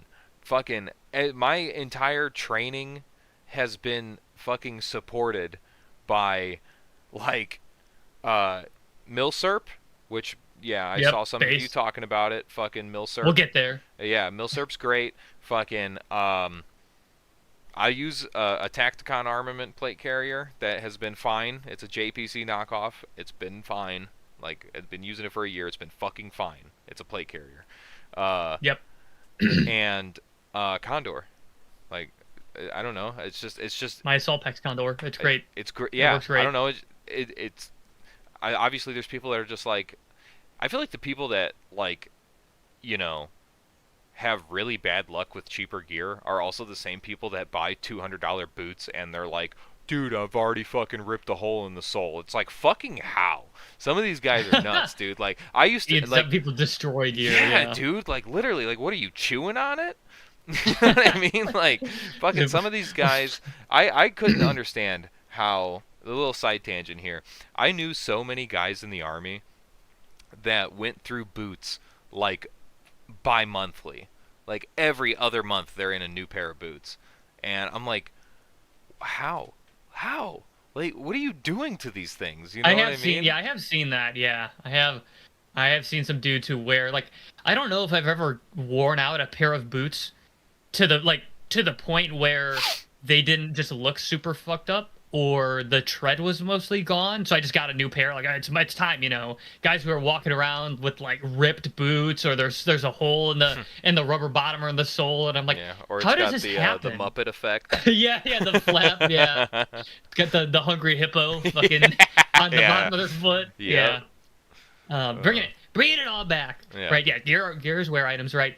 And I will say there is a level of cheapness, right, that you do want to try to avoid the uber cheap stuff. There's a really easy way if something's like multicam or M81, you pull up what it really looks like, and if it doesn't look close to that, whatever the product is, it's probably cheap bullshit and it's probably really crappy fabric and I wouldn't buy it. Yeah. But there's plenty of companies out there that are making things that are very similar to the super expensive US equivalent for way cheaper. I mean, I have a who makes the Slickster? What company makes this? Whatever company makes the Slickster. I don't know that plate carrier. Isn't it? Isn't Pharaoh, or is it? Yeah, it's Is it Pharaoh Hay- Concepts. Pharaoh Concepts. Pharaoh Concepts. All right, yeah, their Slickster is like I don't know how much. It's a lot of money. I have a knockoff one. I think it's made by Krydex. Krydex seems like, you know, we're gonna fucking chill for China for a second, I guess. China #1. Yeah, their stuff from what I've seen is pretty good. I've used a lot of their equipment. Now, will it last as long?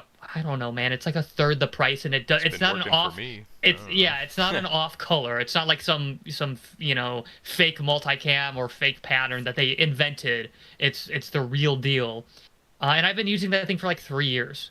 Yeah. It's my security plate carrier. I use it whenever I do overt security, and people are like, how is it? Is it any good?" I'm like, dude, this thing's fine. I've had zero issues with this. The only thing you really got to worry about is like if it's an off pattern, like uber cheap assault pack and stuff, like the load bearing things, a plate carrier assault pack. Make sure it's not actually just garbage and like a sleeve, like a t-shirt material, right? Or some crazy off brand bullshit that's like not even close to the real deal. And then the only other thing you got to worry about is if you have nods, is some of that stuff isn't IR compliant. Wow. Hey, if you've got money for brother. nods, maybe you got money for the real deal, but like, dude, Chat. it's such a I'm like gonna who say cares? the quiet part out loud. You know what else isn't IR compliant? Fucking trees and bushes. Trees. They are not IR compliant. Like, Exactly. unless you have something that is like It literally it glows. Yeah. You'll like just doing like unless you're just standing in the middle of a field fucking like this, fucking observing, you know, the enemy shit outpost or something like that while they're using nods. Use basic fucking concealment and your non-IR compliant shit will probably be fine. Like, There's some environments where God damn, guys dude. who are wearing stuff that is too IR compliant. So like, what we mean by Yeah, IR and it's compliant too is dark. like, It's too dark. yeah, it's It's dark. too It's dark. too dark. So what we mean by IR compliant is like the fucking military has this list of like, oh, this is the allowable IR light that could reflect off Yeah. this stuff. Whatever. You just don't want to glow in the dark with your equipment. And some clothing Yeah. does reflect IR light a lot. A lot of Soviet stuff you've seen will glow. It will like legitimately glow, and you will be able to see that person very easily. So long as it's not that, it's fine. And like Oji was saying, there's some shit that is so IR non-reflective that it will do the Yeah, opposite, you'll where you look will like be a void. a shadow. Yeah, you'll be a void, and people will see that because the environment isn't IR compliant, so you will stick out as a dark spot in whatever Yep. fucking Eye of Sauron the enemy has, their night vision stuff. So Yeah. it's like, brother, if you want to get to that autistic level, you certainly can. Go for it. Test your stuff. And in all honesty, if it's not IR compliant, use it for training. And you've got a set of nods to be able to test that, I suppose. But it's a very small issue that I think a lot of people overestimate. Unless it's Rub some literally dirt like in fucking it. World War III. Rub some dirt in it, and use concealment properly, like you Yep. would during the daytime. You'll be fine. Whoa, There's the that's solution! Holy crazy. shit! And it was free! Yeah, literally. Fucking. Yeah, like, Big multicam doesn't want you to know that rolling around in dirt with UCP does make it blend in decently well. Now, I hate UCP, but Yeah. saying is that you can use your environment to make it suck less. It kind of fucking works, yeah, literally. So, yeah, no, goddamn, that's definitely a rabbit hole that so many people get lost down. Spending $500 on a single pair of pants, Dude, yeah. like, enough, enough. Guys, You're done. Log out. be real here. Yeah. You're fucking Be done. real with yourselves. Oh my god. Yeah, you know what else isn't IR compliant? Your gun. Yeah. Your gun isn't IR compliant. Yeah. Something on you isn't IR compliant, so If like, you are crying about IR compliance and you have an IR laser that's full power and you become a fucking Christmas tree when you use it and it beams off of the rest of your equipment, it's like, brother, just come on, yeah. Don't gatekeep this from everybody because you've got your nods LARP, all right? It's okay. Yeah, facts. Yeah, no, in terms of like gear, fucking A, man. I just like everything you kind of can't tell. I'm not even gonna make that joke. Never mind. Fucking. Moving on. Yeah, moving on. We'll talk. How about we talk gun stuff? Everybody likes the gun stuff. Yes, What's some being lethally poor gun stuff yeah, you could talk about? for sure. No, we've made the argument. Cloth is cloth for the most part. Don't Cloth is overthink cloth, it. mostly. Yeah. For the most part, yeah. You'll know. Like if you're buying gear seriously on Temu, then it's like, Milsurp you might know. be your friend if you're looking at TV. Yeah, consider the following, Milsurp. So, yeah, gun stuff though. Ooh, man, oh man, I have never had an optic that was more than $300 on any of my fucking rifles, ever. I think same. No, actually, no. I've owned the 1.5 power ACOG, the little one. I owned one of those. That was about $1,000. Wow. That I think was the only one I've personally owned that was more than like $300-400. Yeah. Yeah. And Yeah. dude, luckily, I think like the gap has been bridged finally, because I remember way back in the day where like if you wanted a red dot, like you basically had to do like the Aimpoint Comp M4 or an EOTech, which were just Yeah. like an EOTech 512. You know what I mean? Like you had to do like Hell yeah. one of those super expensive ones, or you had to do like green and red interchangeable multiple reticle Fucking Amazon hell. CV Life Amazon special fucking, or like the Cabela's version of it, and fucking yeah. Yeah, mucho gracias. Fucking the king of the pores back in the day was the TRS 25 from Bushnell. Legitimately. And you know what? Those are great for Ruger 1022s. There's better options out there now, thankfully, Yeah. but No, dude, the I one of remember those that will- was like the king of the poor. Yep. If you were poor back in the day, like in like 20 fucking 12. If you were poor back then, your rifle just had like iron sights, or Yep. you know what I mean, Yep.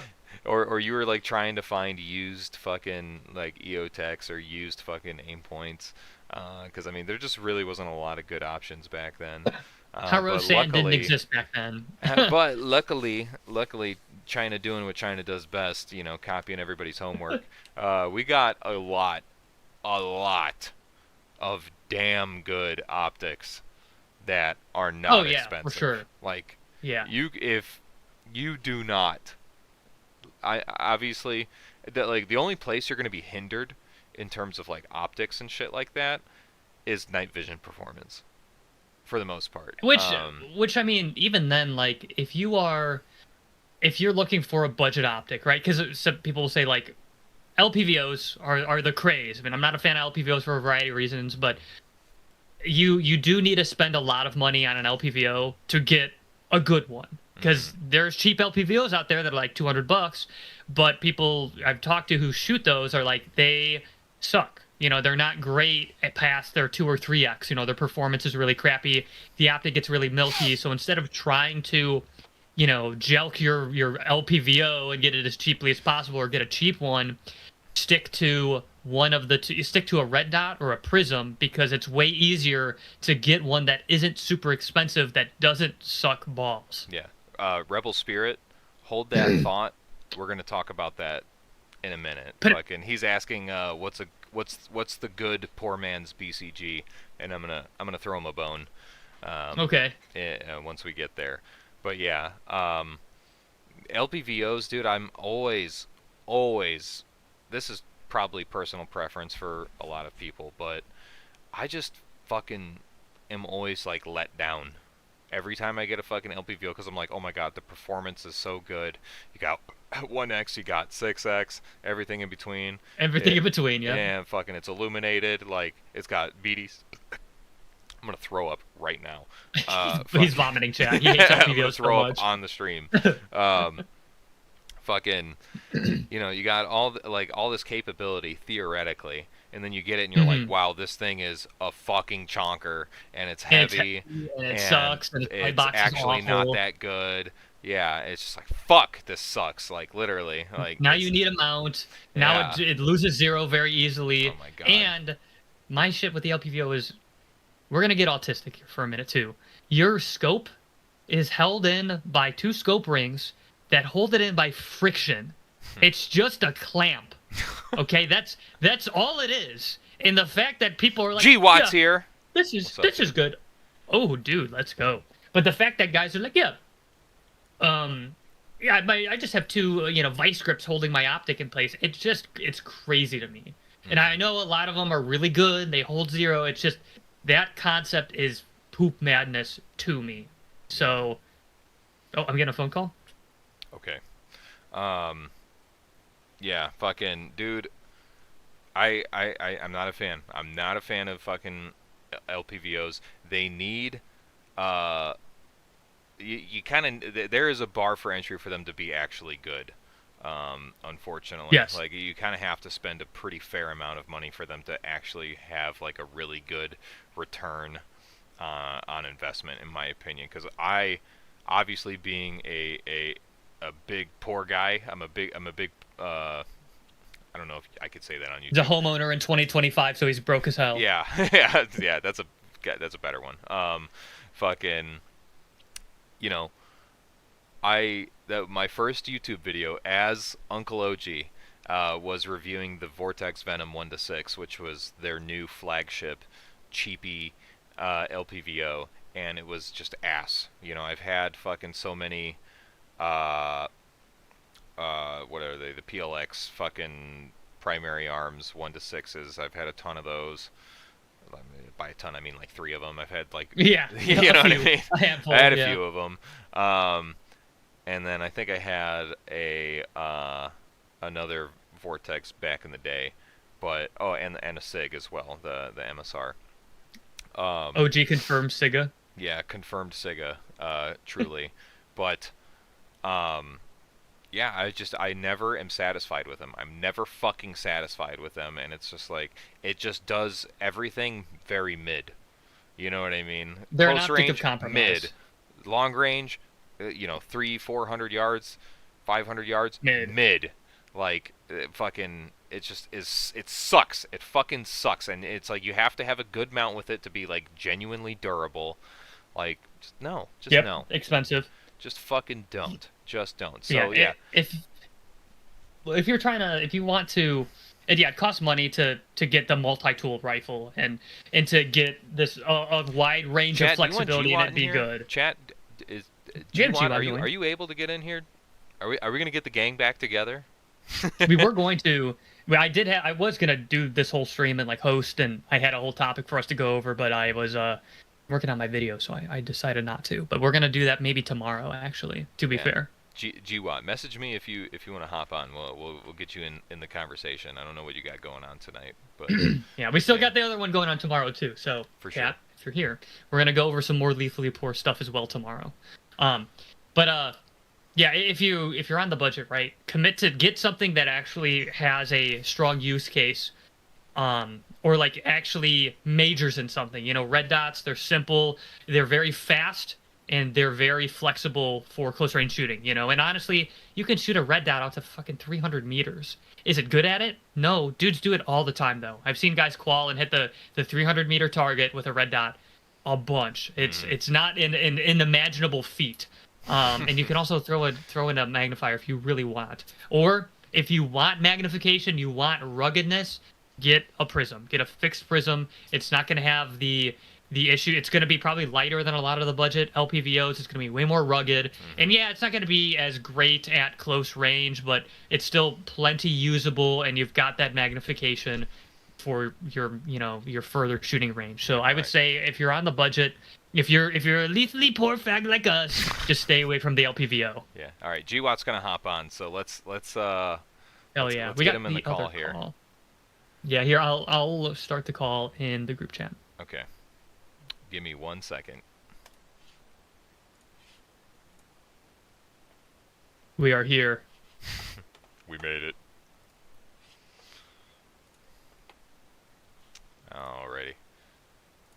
There we go. All right. Hell yeah, because I had tomorrow what I wanted to talk about was the what is like minimum bar of entry goon loadout. Like you got a dude who I was kind of stealing what GWAT said the other day, where dude was a quarterback on the football team or just a working man. Shit starting to go sideways. A year ago, or he's got a year till critical mass. What's the kit? What is it like? What would you recommend buying? We were gonna all do it together, right? What would you recommend buying? What do we stay away from? What's like the minimum bar of entry for like the rifle, the pistol, the gear? What do you want on the equipment? Like we're trying to spend as little as realistically and like feasibly possible. How can we min-max our funds? Yeah. And we'll probably do that tomorrow stream. Okay. I think if we're still gonna do it, but that's kind of what I had going on, and I think we can do tomorrow. But I want to continue this discussion on the being lethally poor because it's a little less specific. How's it going, G-Watt? What's up? What's up? Let's go. I've got a Maverick 88. It's sitting right back there in that closet. I can't show it because YouTube will come to my house and shoot me. Yeah, for sure. It's in We'll there. shoot you dead on the Yeah, they'll shoot me stream. dead. Oh, what's up, The GWAT? censorship Nazis through your window. What's up, man? Yeah. If you're super poor, Maverick 88, dude, or whatever. The Maverick 88 is just my personal stand-in for cheap pump 12 gauge. That's a 870 or a 500 clone. Yeah. Right. Partner pump is another one. I think partner pump is the 870 clone. Yep. But H&R. Okay, yeah. it's not what I would want. But if you have exactly $0 and you need something, right? One gun. It can be your defense gun and your hunting gun. Variety of loads. And on a patrol, if you're in a team setting with a group of guys, like just you being there as a human who can carry stuff with eyes that can see and you can stay awake for a couple hours that's like most of what you're doing. I don't even give a shit if you just have a stick with you like half the time. You know what I'm saying? Yeah. Yeah. Like absolutely. seriously, if I have 10 dudes and like a couple guys wanted to come and didn't even have guns, I'd say fuck it. Yeah, you want to pack some shit for us? Then watch. Yeah, fuck yeah, come on. Yep. Yep. I was talking to There's a guy. God, I want to get this guy on the stream. But he is about as reachable as the Pope is, unfortunately. Okay. Fucking, what's his name here? Let me find it. It is the Strapped Woodsman. The Strapped Woodsman. This guy's channel fucking rocks. I love his content, honestly. He's got like 2.6K subs, makes great videos, and you know, he's just on the same fucking wavelength, dude. Like he would have a lot to say about this type of shit. You know what I mean? But yeah, I wholeheartedly agree.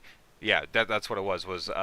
He made a video kind of talking about like hey, like I understand, you know, range stuff is cool, but like y'all need to know like how to sustain yourself and do bushcraft and stuff too, because that's like 90% of like what any operation is anyway. You know what I mean? Are you going to make it to the gunfight to be able to shoot super quick and cool?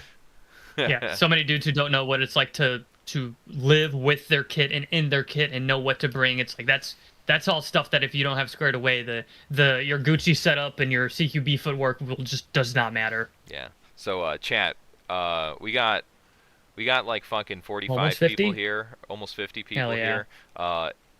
Everybody comment spam fucking Strapped Woodsman's videos and tell them to get a hold of me so we can get him on the stream, because I want to be friends with this guy. Seems like he's too busy touching grass, and all his videos are like in the woods, and he's imparting skills. Yeah, he might be like, I'm too busy doing my life and being based. I'm not interested in your cringe ass gay streams. Yeah, while I was out here partying and drinking and doing fucking meaningless streams, he's actually studying the blade. You know what I mean? Yeah, fucking exactly. Doing the thing. So, but no, I think he's a great mind. He knows how to utilize his human brain to its fullest capacity, and I respect that. So, and he puts it to practice. Like 100% efficiency. Yes. But yeah, dude. I mean, I've had both Maverick 88 and the H&R partner. They're fine. They're fucking fine. And they're so fucking cheap. That like the only reason why the Maverick 88 is as cheap as it is, comparatively to like the Mossberg 500, is because like the bolt setup is a little bit more convoluted and just pieced together than the fucking. It's slightly less user friendly. Like it's like stamped materials and shit like that, instead of being like an all in one piece. I can't remember. I looked this shit up like fucking 5 years ago. But if you Google it, that is like the key difference between the Maverick 88 and the Mossberg 500. The Maverick 88 has a plastic trigger group, and the Mossberg 500 has a metal one. Yep. But as long as you're not going between like super cold and super hot temperatures a bunch, like all the time, daily for a decade, it doesn't even matter. Yeah. Exactly. And hopefully by then you can afford yet another 280 acorn fucking Maverick 88 by then. Exactly. Yeah, facts, dude. We were just talking. What were we talking about? We were talking. Oh, did you have more, OG? I was gonna bring us back, but yeah, no, we'll circle back to LPVO slander for cheap tards.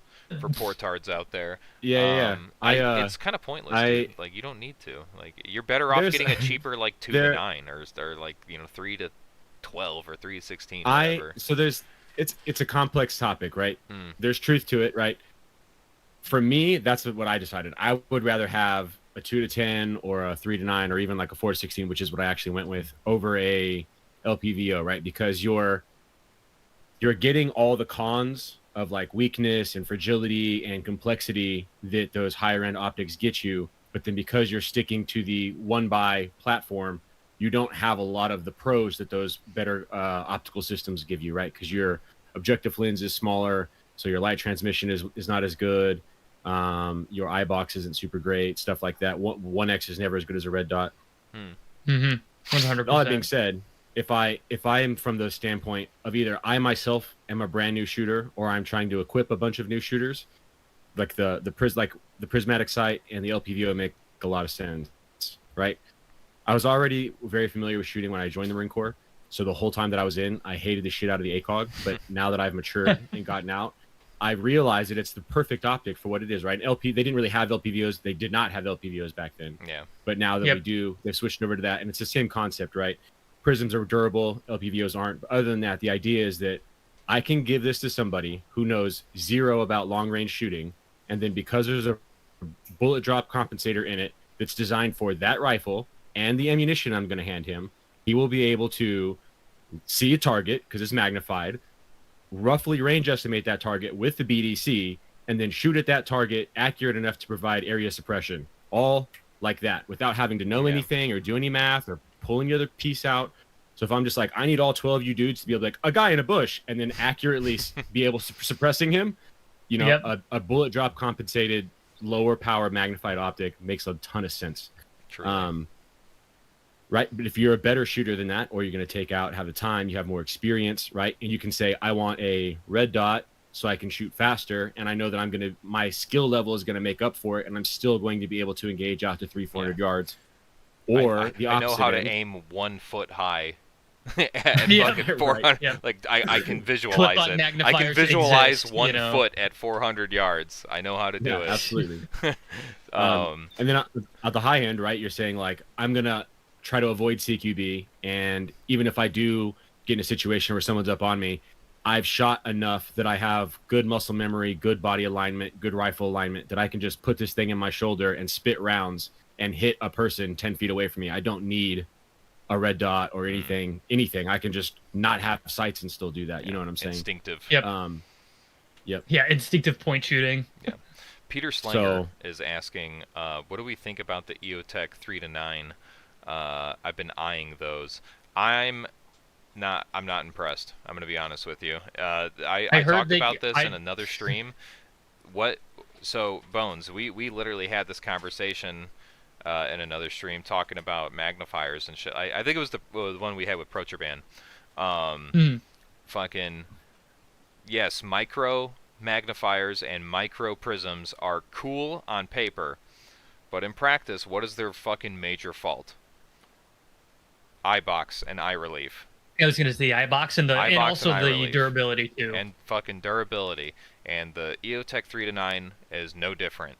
It seems super sick because it's like, dude, it's a 3-9 and it's the size of my pecker. That's awesome.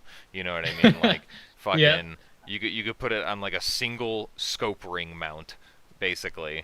And it uses ACOG mounts. Yeah, that's what it is. Yeah, fucking. which is really cool. It to is be cool. Fair. But it is cool. Continue. I would like a niche application.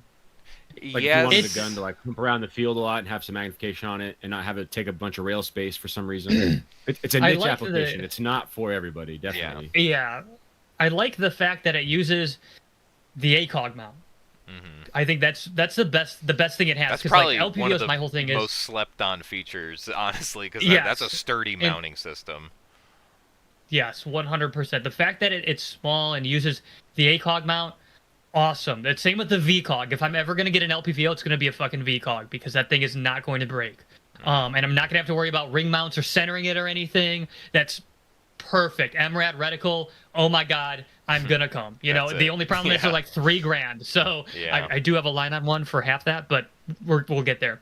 Yeah. The issue also with that EOTech is it's a 4 MOA dot on a 3-9, which is just really big for no reason. It's like having huge, it's like having a 1 MOA adjustment on like a 6-power scope. It's like, what are we like? Yeah, it's usable, but like it's such a weird like. Why would you do that? You know, like what you made this super cool, like really small 3-9 that's super durable, and then you gave it a dog shit reticle that already like it's probably gonna have a really unforgiving IBAX because it's tiny. Yep. So it will, and it does.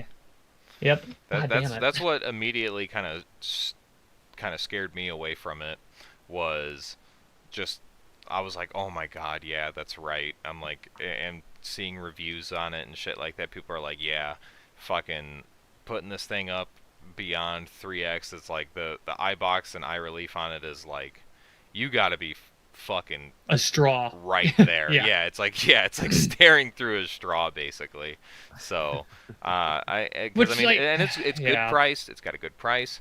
You know, good mount, concept. It's light. It's small. It's great. It's got so many other good things going for it. But the fucking, like you said, the dot on it is laughable, and the fucking eye box and eye relief, because it's a small package for a magnified optic, is it's not gonna work, in my opinion.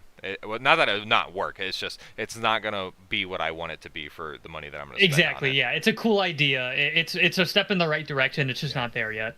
Mm-hmm. Yeah, that's why chat. So other slept on optic, the VCOG 1 to 8, 1 to 6. I've heard very good things about them, and you don't need traditional scope rings. If you're gonna go with an LPVO, spend the money and get one of those. From someone who's never owned one, to be fair, but Yeah. that's kind of how I look at it, at least. Is if I'm gonna do an LPVO, it's gonna be one of those. You can mostly get what you need done, honestly. Like, here's your options, okay? I'm poor. I need optics on my gun. What do I do? You know what I mean? It usually looks like this.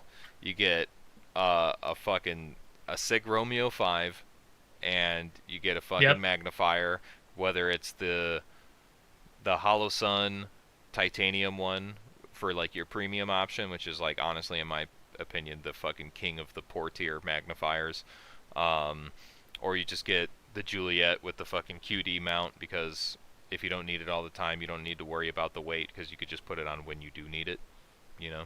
And it still flips to side. But you use it as an observation tool too. That way you're not aiming your rifle at everything you want to look at. Very based. For your recce fucking LARP scenarios, your recce. I said the word, chat. Fucking. He said it. I said the word, chat. Recce, recce. Are you paying attention?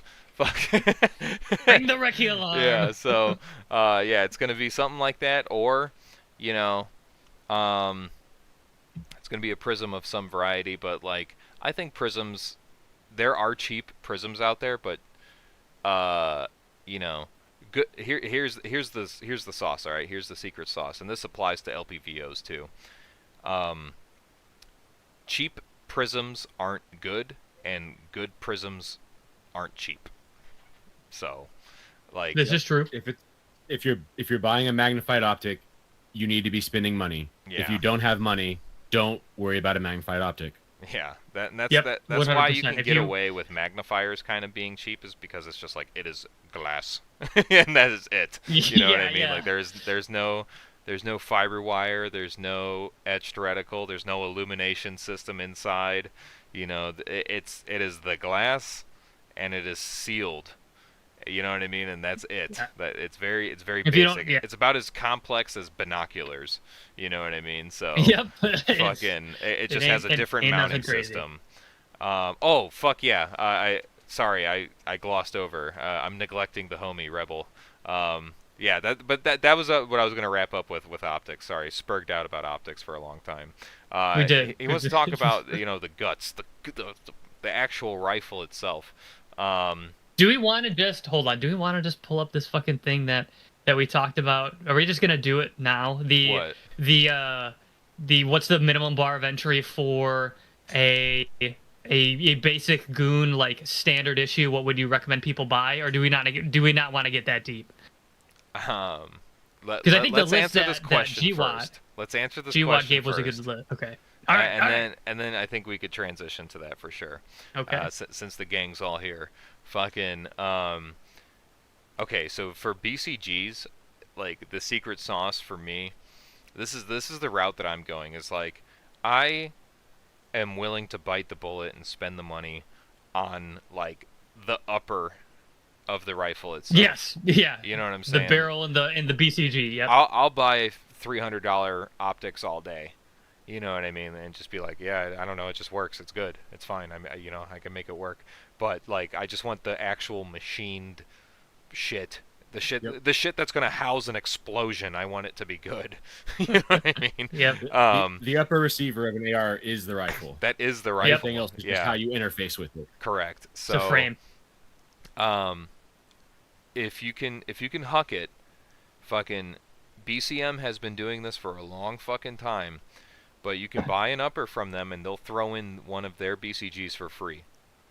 And that is huge. But you have to buy it through their website. You have to buy it through BCM's website, and they have a ton of different uppers, tons of different sizes. different handguards or rails, all that bullshit.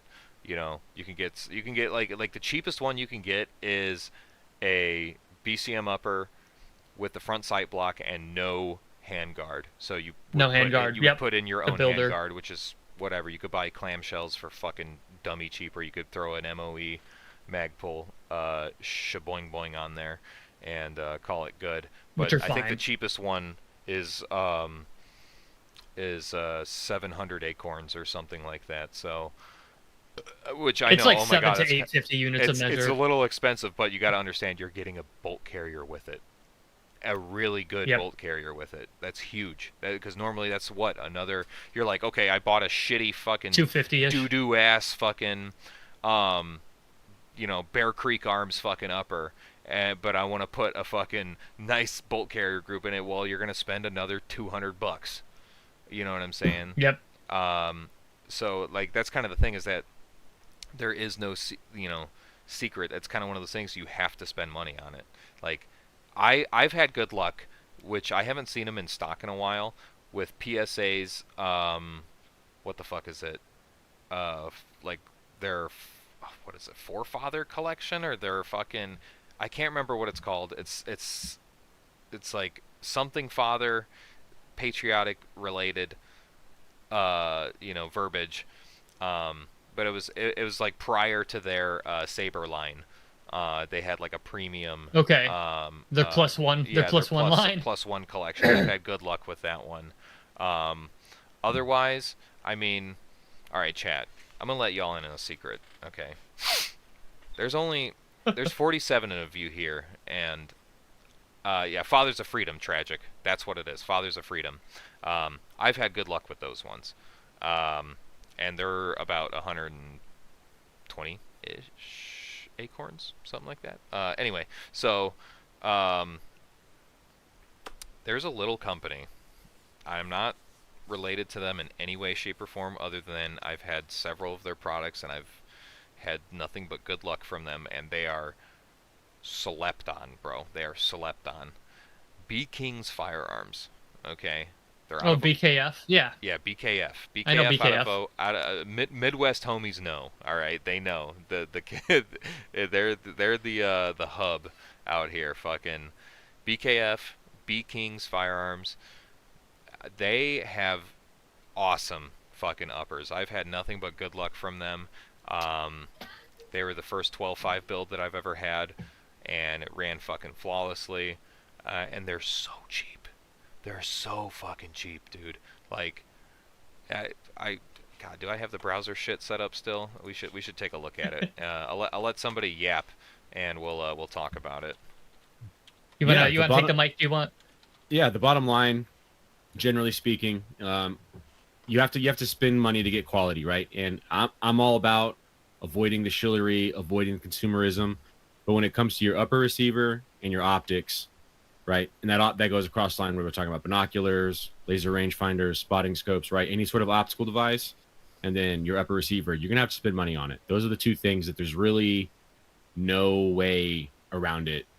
You can buy a cheap lower. You can say I don't want an optic and just run iron sights or a red dot. I'm a big proponent of buying surplus when it comes to nylon gear, right? Buy yourself a $2 or a $1 double rifle mag pouch in UCP that's considered defective, even though there's nothing wrong with it, and spray paint it or dye it.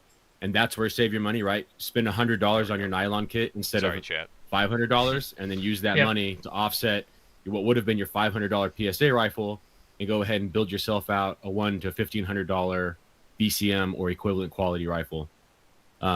Your bolt, the bolt itself is the most important piece of the upper receiver. The next would be your barrel, and then it's going to be how your bolt carrier, and then like how all of it interfaces, right? So how your barrel fits into your upper receiver, and then how your handguard and your barrel nut clamps all that down, right? So how all those pieces get fitted together, and how precise and tight all those tolerances are. That's what makes your gun quality, reliable, accurate, all that stuff, right? So that's where you need to be focusing your money on. All right, we're looking here. Sorry, Jewett, I'm I'm allergic to facts. I was sneezing a lot, having a breakout. My bad. But yeah, I absolutely agree that there's some things you can absolutely cheap out on. The surplus stuff is a great way to save money. And when it comes to your rifle, yeah, the uppers is the most important part. Your gas system, your bolt carrier group, and then also your recoil system as well. Your spring.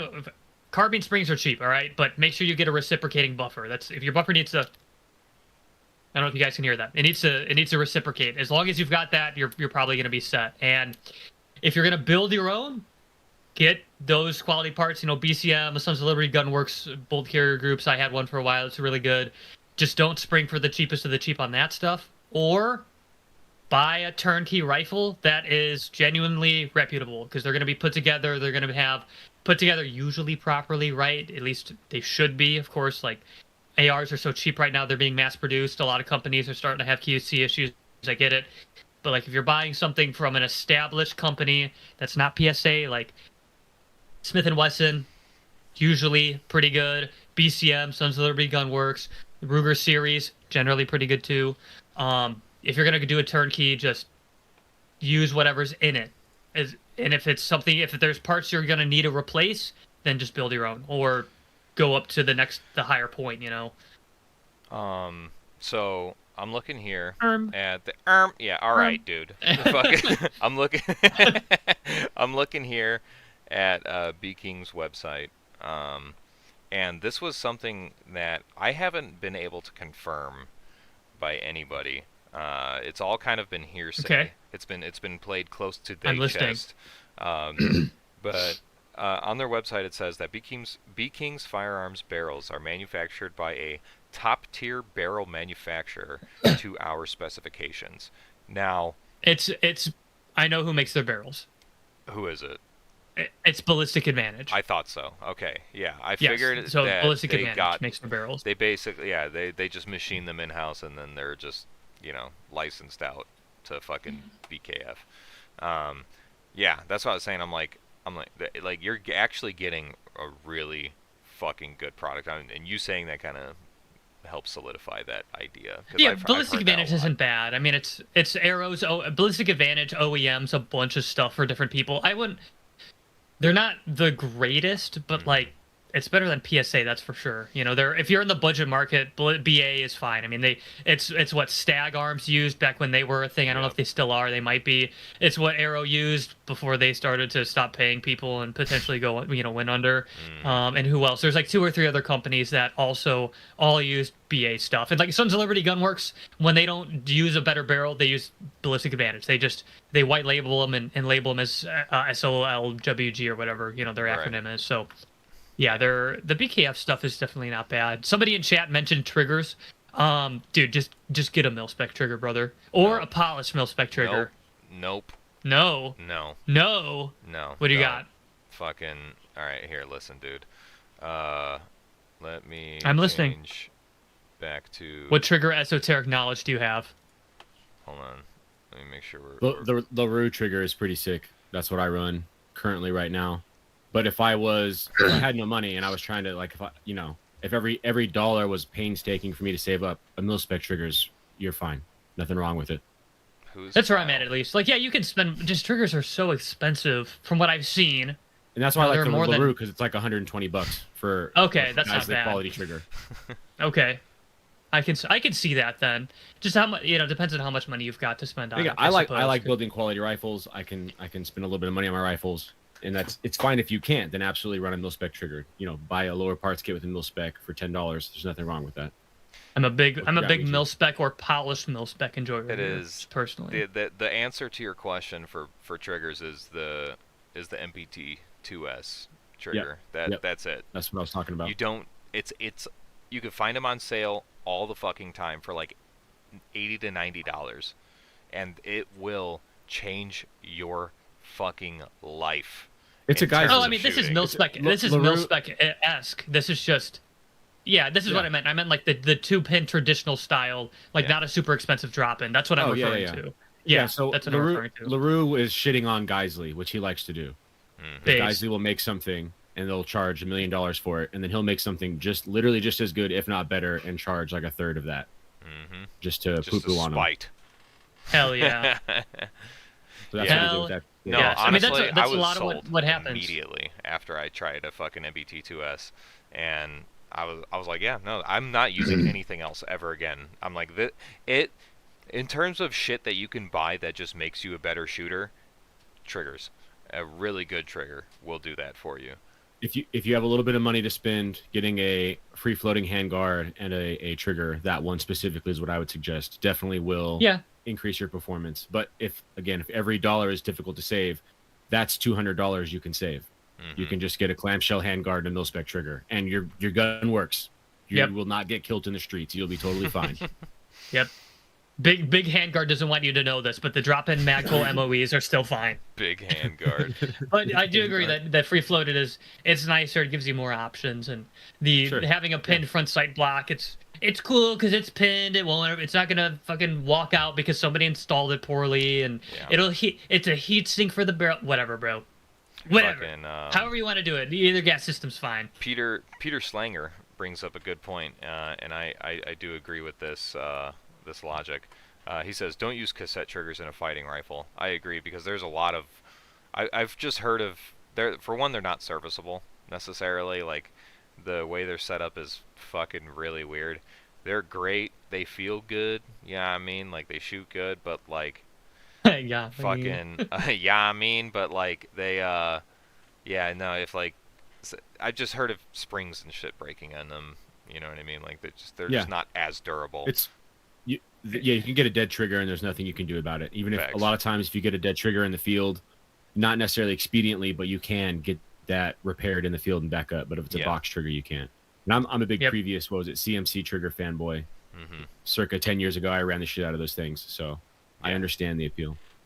Yeah. You also got to be careful, because if you go too light, one, you'll be spending a lot of money, and two, you can run into drop safety issues, which when you're out in the field and stuff, I mean, you're going to be, when you're maneuvering and stuff, it gets really rough, and you don't want your gun to go off when it's not supposed to.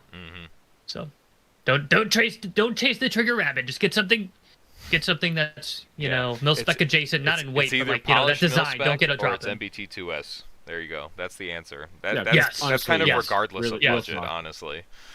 Budget and Gucci option. Yeah, there you go.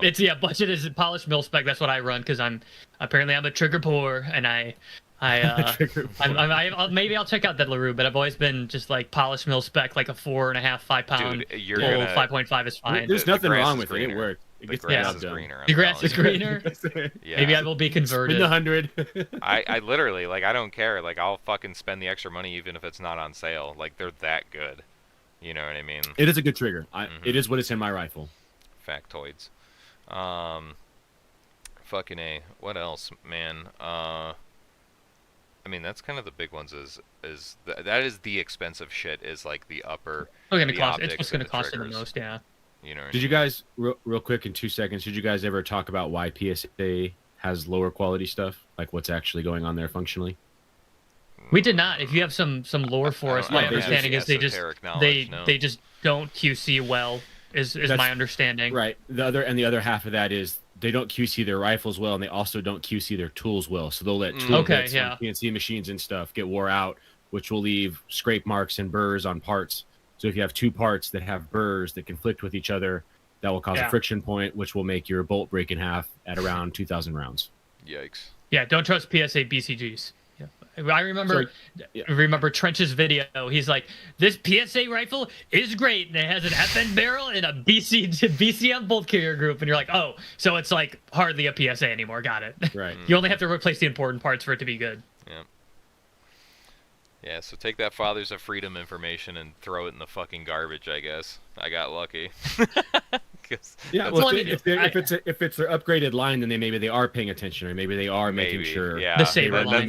That's what you have to ask. Is like, well, are they? You know what I mean? Like, I don't know. I personally would stay away from PSA just because of how big of a company they are and their practices recently. You know, I would stay away. And it's like, if you want to get a saber line, right? Like it's an FN barrel. And it's like, yeah, it's an FN second barrel. It's the FN barrel that FN says we won't put in our own gun, but they still work, so we'll sell them. And like, cool. Just when you get in that price bracket, though, you've got so many. You got IWI, you've got the M&P series, you've got the Ruger series, which has a cold hammer forged barrel. IWI's ones are pretty good. They're 4150 steel, which is better than the 4140 a lot of these other companies are using. It's like just there's better ways, better places you can spend your money that are going to be more established and more reliable. I mean, it's going to be kind of fudlory to say, but like Smith and Wesson, M&P series, and the Ruger 556, they have government contracts. They're not perfect. They're not the best performance ever, but police forces are using them. That's a good sign. That's probably the absolute bottom line that I would want in a duty rifle. Is a Smith and Wesson, or would you say Stag Arms too? Was that the other one? It's Stag Ruger 556, same price bracket, same quality. Yeah. They've got slightly better barrels. It's the same thing though, same type concept. And that's really pushing it. Really, I want to be at that BCM level for my upper or higher. Yeah. Yeah, I agree. I mean, if you can't afford that, then just buy a partner pump. Buy a Maverick 88 for under $300. $300 out the door, tax and everything, and a box of shells. Just rock that. It's plenty. Yeah. Hell yeah. Plenty good to keep you going for now while you save your money up. And if you have problem holding on to cash, which is relatable because I got kids, everybody, anyway, or something. You can buy these rifles in parts, right? So you can buy this part, that part. Yep. When you have a few $100 bucks, and So if there's a will, there's a way on getting yourself a quality gun. It just takes time and absolutely. patience. Yep, absolutely. And you can put together your own. Just be cautious with it. If you're gonna put together your own, make sure you're inspecting parts and investing in tooling. I mean, it's not like you need a ton of it, to be honest. But just build it right, And if you can't do the gas block on your own or whatever, take it to a gunsmith somewhere that'll do it for like $30. They'll install a gas block in for you. It's it ain't that hard. But if you're worried about not doing it on your own, man, just have somebody do it for you. I had a really good story about a local gunsmith. Cool guy, working from home basically out of his garage. This was the first AR-15 I ever bought. Oh hell yeah! Ever built. It was an upper that he put together, and it was a bolt carrier group that he sold. So I don't know where the fuck it came from. You know what I mean? Like it was $180 for. All right, god damn it! Well, it's an upper. It don't matter. Fucking. That's not a gun. That's not a gun. It was I can fly with that. It was 180 shaboing boings, for fucking the upper and the BCG together. I'm like, God bless. That's cheap. A steal. Yeah. That is a steal and a half. So I take it and I run about 300 rounds through it of steel case because at this point in time, of course, based. Yeah, because I'm a very, if it can't run, very poor 18-year-old. If it can't shoot rust, it doesn't deserve steel. Yeah, literally.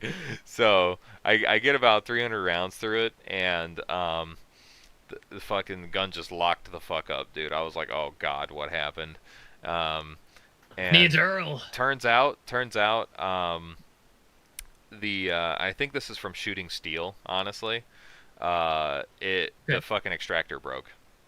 Like the hook on the extractor, the tip of it broke off, and it got lodged behind the locking lugs of the barrel. Very shitty place to get stuck. But anyway, like I like took it in the same day. I shot 300 rounds in one day. And like awesome. He was getting ready to close at like 5:30. It's like 4:50. I'm just like, my son, he is very sick. Yeah, my son is very sick. And he was just like, all right, well, let's look at it, And fucking he rips it apart, fucking finds out what's wrong. And yeah, he just he cleaned it out, got the metal out of the fucking barrel lugs, popped out the extractor, put a new one in, and he was just like, all right, bro, here you go, you're good. I'm like, okay, cool, what do I owe you? He's like, you're good, you're fine, just it is I'm sorry. You know what I mean? Leave me alone, please. Yeah. He's like, it's a fucking extractor, I don't care. You know what I mean? Like, fucking, yeah. I was like, damn, dude. So yeah, get out there and try and make friends with your local gunsmith, dude. Fucking, they're probably some good homies. Hook says, God bless OG, God bless Bones, God bless GWAT, God bless Chad, God bless us, God for us. Amen, brother. Christ is King. Amen. Very based. Yeah, Very go out there based. and make friends with your local gunsmith, because he could probably help you out of a bind. Um, when you lose when I was a mechanic, we called them Jesus springs. Because when you lose them, you're just like, ah, Jesus, like, and you need a miracle to Yep. find him again. so, so like And your and detent springs and shit like that. That's your fucking your local um gunsmith's got him on deck Gunsmith. more than likely. Yeah. So oh yeah. go make friends. For sure. Unfortunately, it really the AR-15 and all of its complexity is a very simple weapon system to service. Once you learn how to do it, YouTube's your friend, man. You can learn how to fully disassemble and reassemble an entire AR in hours. I started off only buying ARs, and then I was like, well, maybe I'll put together a lower, but like I never do an upper. And not the rifle I have now, but the one before it, I 100% built from nothing, from a parts kit essentially. And I thought I'd never do something that's super crazy, they're super complicated. It's really not that bad. So just educate yourself, and I think that's honestly what it all comes around to. Is just educate yourself, and as long as you're getting good information from good people, you'll make good decisions. We hope. What is going on in chat right now? Fucking who is this Kyle guy? Kyle? Why are people Not saying? even. Yeah. What is he? Is this what is Trench's this? alt? Is that true? Is that you, Trench? I'll say it again. I've had 2 PSA Nitride Freedom Carbine kits that I put together on arrow lowers. Both have more RHA. More probably he fucking is maybe drunk. Kyle, More I've than built well over 2,000 50 rounds rifles. Mm. Many on of them them. sub MOA. At least 500 a session. Y'all are tripping. Okay, PSA's biggest defender is in here. Listen. The AR-15 is a operating system that will function most of the time. It's not hard to get an AR-15 to run. Now, parts breakages, Kyle, reliability how many rounds issues. have you shot through your PSA? In the chat. You want to ask me how many 2,000. rifles I built? 2,000? Yeah, 2,000 your rifle's rounds, about which to is break in the next which 1,000 is rounds. nothing. Yeah. PSA, if And when if it does, runs, you'll understand that yeah. we're correct. Yep. Listen, If dude. it I'm just runs, trying to you'll tell get you, maybe brother, 6K. I'm just trying to be real with you. Like, I'm just Yeah. trying to be serious with you before it ends up getting Yeah. you hurt. And not like that classic, I don't make any money from this. I'm an unsponsored channel. I have Yep. nothing to sell you. There's no way I can make any money from anything that comes from YouTube or any product I suggest. I make $0 from this. Not a penny. You need to buy a quality rifle. Yes. Not PSA. Period. Point blank. You know what I mean? And listen, like, don't get me wrong.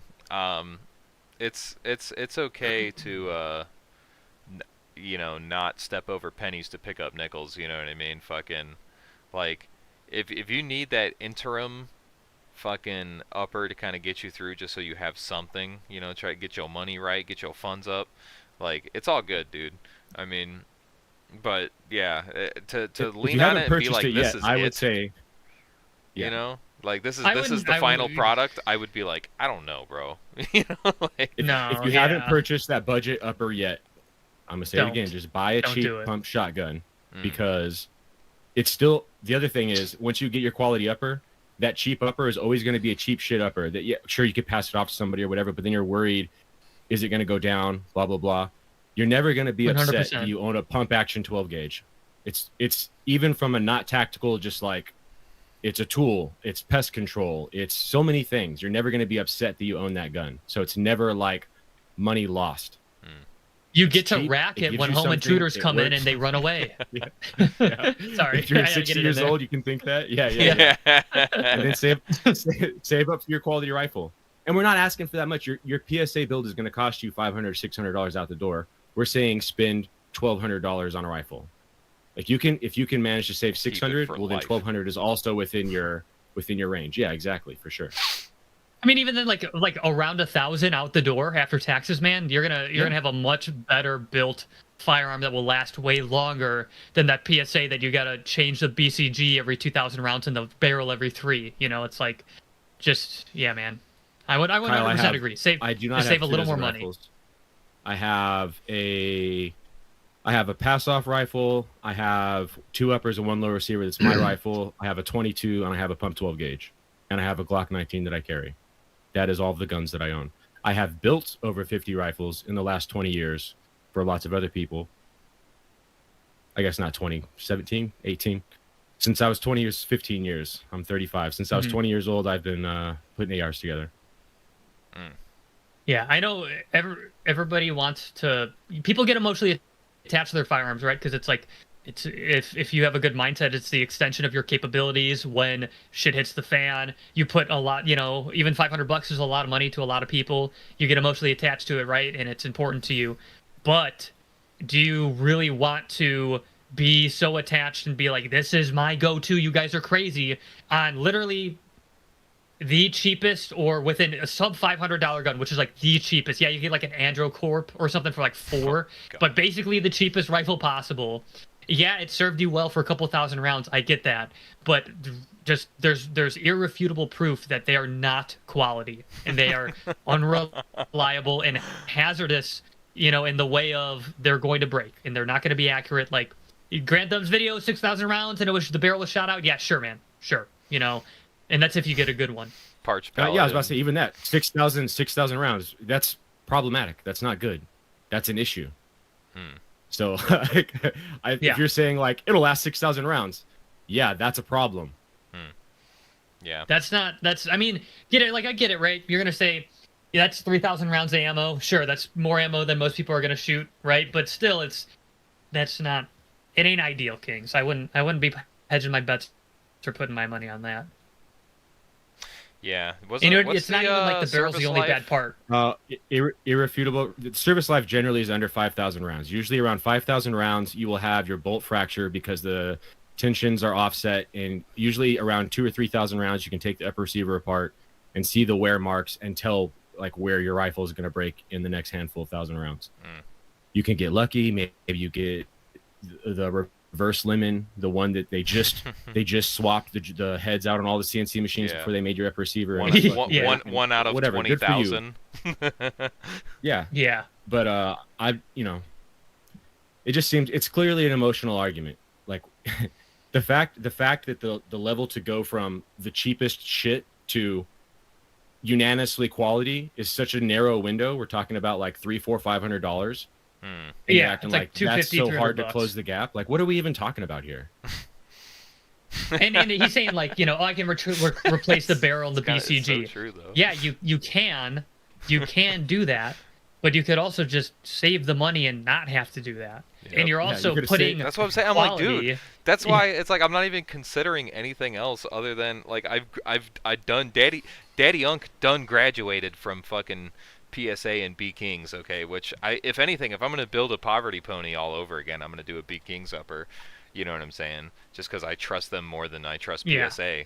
But I mean, regardless, if it's like any remotely serious fucking rifle, I'm just going to get a fucking a BCM upper because one, it's going to come with a fucking high quality bolt carrier group. And I know that the upper itself the upper itself is going to be the only upper that's ever going to be on that build ever. You know what I'm saying? Barrel, and on, gas system, everything. And then on every other topic other than optics, right? Nylon gear, lower receiver, everything. I'm going to tell you, buy cheap, buy surplus, dye it, paint it, get a canteen, not an Algene, like whatever you can think of. This isn't me saying you've got to spend. You need Jerry 31s and a thermal clip on. And cry precision everything. No. I'm okay if you just have a Maverick 88. That's all right. I will take you on patrol with me. Yep, absolutely. Yeah, irrefutable proof is the countless issues that people have brought up on Reddit, customer service. It's all over YouTube, all over the interwebs. If you go looking for it, it won't be hard to find. And get something that's quality and reliable. The PSAs, even the M&Ps, right? Their barrels they're 4140. That's the softer metal. They're non-cold hammer forged. That's the weaker of the way to make them. They're non-chrome moly vanadium they're non-chrome lined, right? You're getting the absolute cheapest possible thing. They're both carrier groups, very cheap, right? And then you're gonna say, I'm gonna wear those out, shoot those out, possibly cause issue to my upper because the bolt carrier group breaks or the barrel. You have reliability issues or accuracy issues because they become 6 or 8 MOA after 4,000 rounds. And now you're going to put quality on that rifle, which all the other peripheral stuff is still worn out garbage. Your buffer spring, your buffer tube, your buffer itself, your trigger pack assembly, those things aren't as important to have super high quality, but it's still bottom of the barrel. Like, I don't want to be surrounding my super good stuff with the cheap garbage either. Okay, so without feeding into the bait too much more. Yes. Fucking- No, we are engagement hacking grifters now. Yeah, literally. We're fighting Kyle personally. Yeah, no, you don't. He says he wouldn't spend 3K on a setup and probably have to give an evidence anyway. That's for when I need the backup. But Yeah, no, sure, it man. I'm not doesn't saying need to spend be 3 3K. grand. No, fuck no. Literally, 3K is Yeah, like we've been saying Gucci saying level. 1,000 to 1,500 over and over again. Yep. That is the entry Yep. level. Those are plenty good. If you have more money, want to spend more money, go for it. But Yeah, that is a quality if you buy- rifle without yes, spending you can- an exceptional amount of money. yes, you can Yep. assemble a BCM, sling, optic, all of it. If you wait for sales, $1,200 out the door, buy cheaper parts for the low receiver, and there is not a single person on earth that will look at that rifle and say, "Oh, that's trash," because they know it's not. And it won't be. Yep.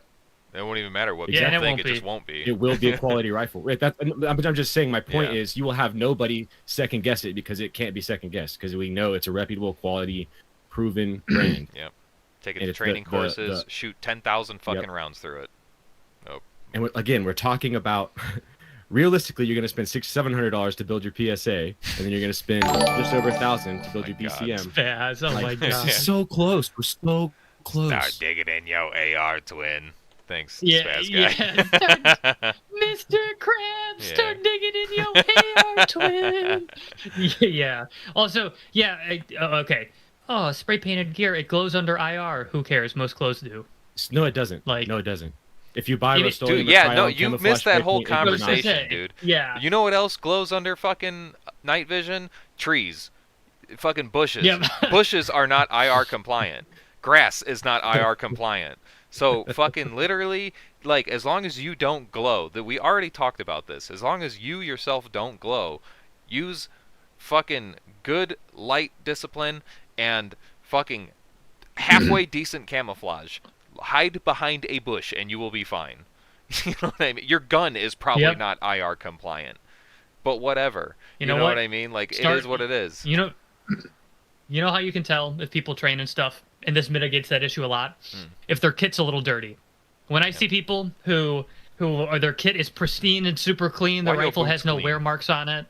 Yeah, it's like, hey man, it's telling me that you're probably only shooting on the flat range, which is fine, man. It's not a big deal. But like, Yeah. you get out there, you get a little dirty, your kit's gonna start looking like your surroundings. You're gonna mitigate that your non-IR compliance issue, man, and you're gonna get good training, and your gear's gonna look crusty. Perfect. Then it's fine.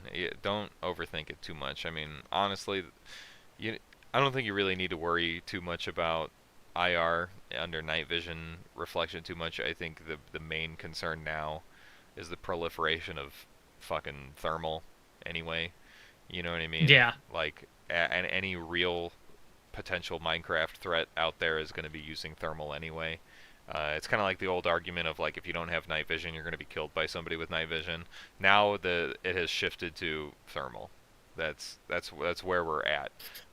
And I mean, obviously night vision is hyper important, but it's just like, I don't think it's the secret sauce that everybody thinks it is, where it's just like you put on night vision and all of a sudden you just have 20/20 at night. Like, no, it's like it's not that good. Okay, like, it's good. It's way better than, naked eye at night trying to make it work, but it's not fucking if you're trying to hide at night, like, you'll probably be fine. Like, you need to utilize the same concealment techniques that you use during the day that you do at night.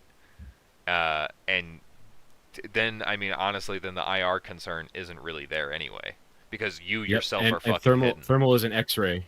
Yeah. Thermal is an X-ray vision. So if you're behind a tree or in a depression, the thermal can't see you. So we just have to get back to being a good grunt, a basic soldier, and which using involves defilade touching and grass, staying behind stuff. Yes. Yeah, we've already seen that thermal can literally be defeated with, like, camo netting and, like, mosquito mesh. like hiding behind it, Yeah. like, or like those like Harbor Freight $4 welding shields that are clear and you could see through. Literally defeats fucking thermal. Yeah. It's pretty nuts. It's not X-ray like you said. It doesn't go through items. It doesn't go through shit. Like it might not conceal you 100%, but it will be fucking 10 times better than than nothing. So yeah, And that's. night vision is great. I want to say Mhm. that night vision is great for attacking a soft target that's not suspecting you, and so you can leverage stealth, like Mm. surprise hardcore, because you can be all super no lights and sneak up on them. And the other thing that no one ever talks about that the conventional military use night vision for that's no longer applicable to anybody is marking for command and control at night. So if we're the only ones with night vision, which was true in GWAT, Yep. and I can give all of my troops a bunch of IR blinky lights and strobes, and they can all point IR lights at everything, and they can use IR lasers to direct everybody. We're having like this whole light show of signal and command, Yep. and that only we can see and nobody else can, right? But now in the civilian context and realistically in any context, there's no longer an enemy that doesn't have any night vision capability. So you lighting up the skies and yourself and everyone with IR is no longer applicable. So that's like a huge piece of what made night vision great, is that we could see everybody because they're using blinky lights that no one else can see, and that allows us to maneuver at night. Well, now we can't do that. So now we're just stuck looking through black and white or green tubes like this, which is Yeah. terrible. Yep. Oh my god. Thirsty Tree, welcome in. Fultism asks, does the AGM Rattler have a place with the Lethally Poor? Yeah, I mean, dude, honestly, AGM Rattler? What is that? it's AGM. one of the The more. thermal, I think. It's like an entry Oh, level okay. thermal opt. I think it's like a clip-on or it's an optic itself. It's like a literal thermal optic. I see it. Yeah. Um, It's like, yeah, it's a clip-on yeah, essentially. Yep. fuck yeah, it does. It's a thermal capability. If you don't have one, you now have one. You know what I mean? Like, I don't see why Yeah. I And would it, be like, no, it's not good enough. You know what I mean? Like, it's yeah. no, no, Ten, it's ten good. years ago, I was in a militia, and there was a dude who had one of those handheld like rescue FLIR thermals with him, Hmm. which I'm sure was dog shit compared to everything nowadays. Mhm. And we could identify patrols and shit from like way out at night. He would use it all the time, and we would almost always get the drop on people because he was the only one in the whole group that had thermals. So if you were on his squad, he would like see everybody else at night before anybody else would. So point being that, right, he might not. Now he might have had trouble identifying whether that's a coyote or a person or whatever. I don't know the struggles of his individual, but he was able to see, oh, there's a bunch of what is probably a squad out walking 200 yards that way before anybody else could with his 10 years ago cheap handheld thermal. Yeah, if you can add capability to yourself, your kit, or your group, I mean, as long as it's not literally like dog shit or will break under Yeah. basic use, If it's not, not a abusive use. liability. Yeah, I mean, hey man, rock it. I mean, I don't know a ton about like brands of thermal, right? I'm not focused on it. I'm focused on, stuff that I think is a little less niche, stuff I know more about. So I don't know if that specific model is good, but like you said, I mean, so having a cheap thermal or night vision is better than not having none in most cases. Now is it better to save up for something a little bit better? I don't know the market well enough and the equipment, but that story, is a good example of he had the equipment no one else did. It didn't even have to be good. It still was a force multiplier. Yeah, yeah. That's kind of something that I've been considering getting into. Um, because I'm reaching the point in my my gear acquisition where it's just like, all right, well, it's time to start getting into NVGs and thermal and stuff like that. And it's like, well, what's first?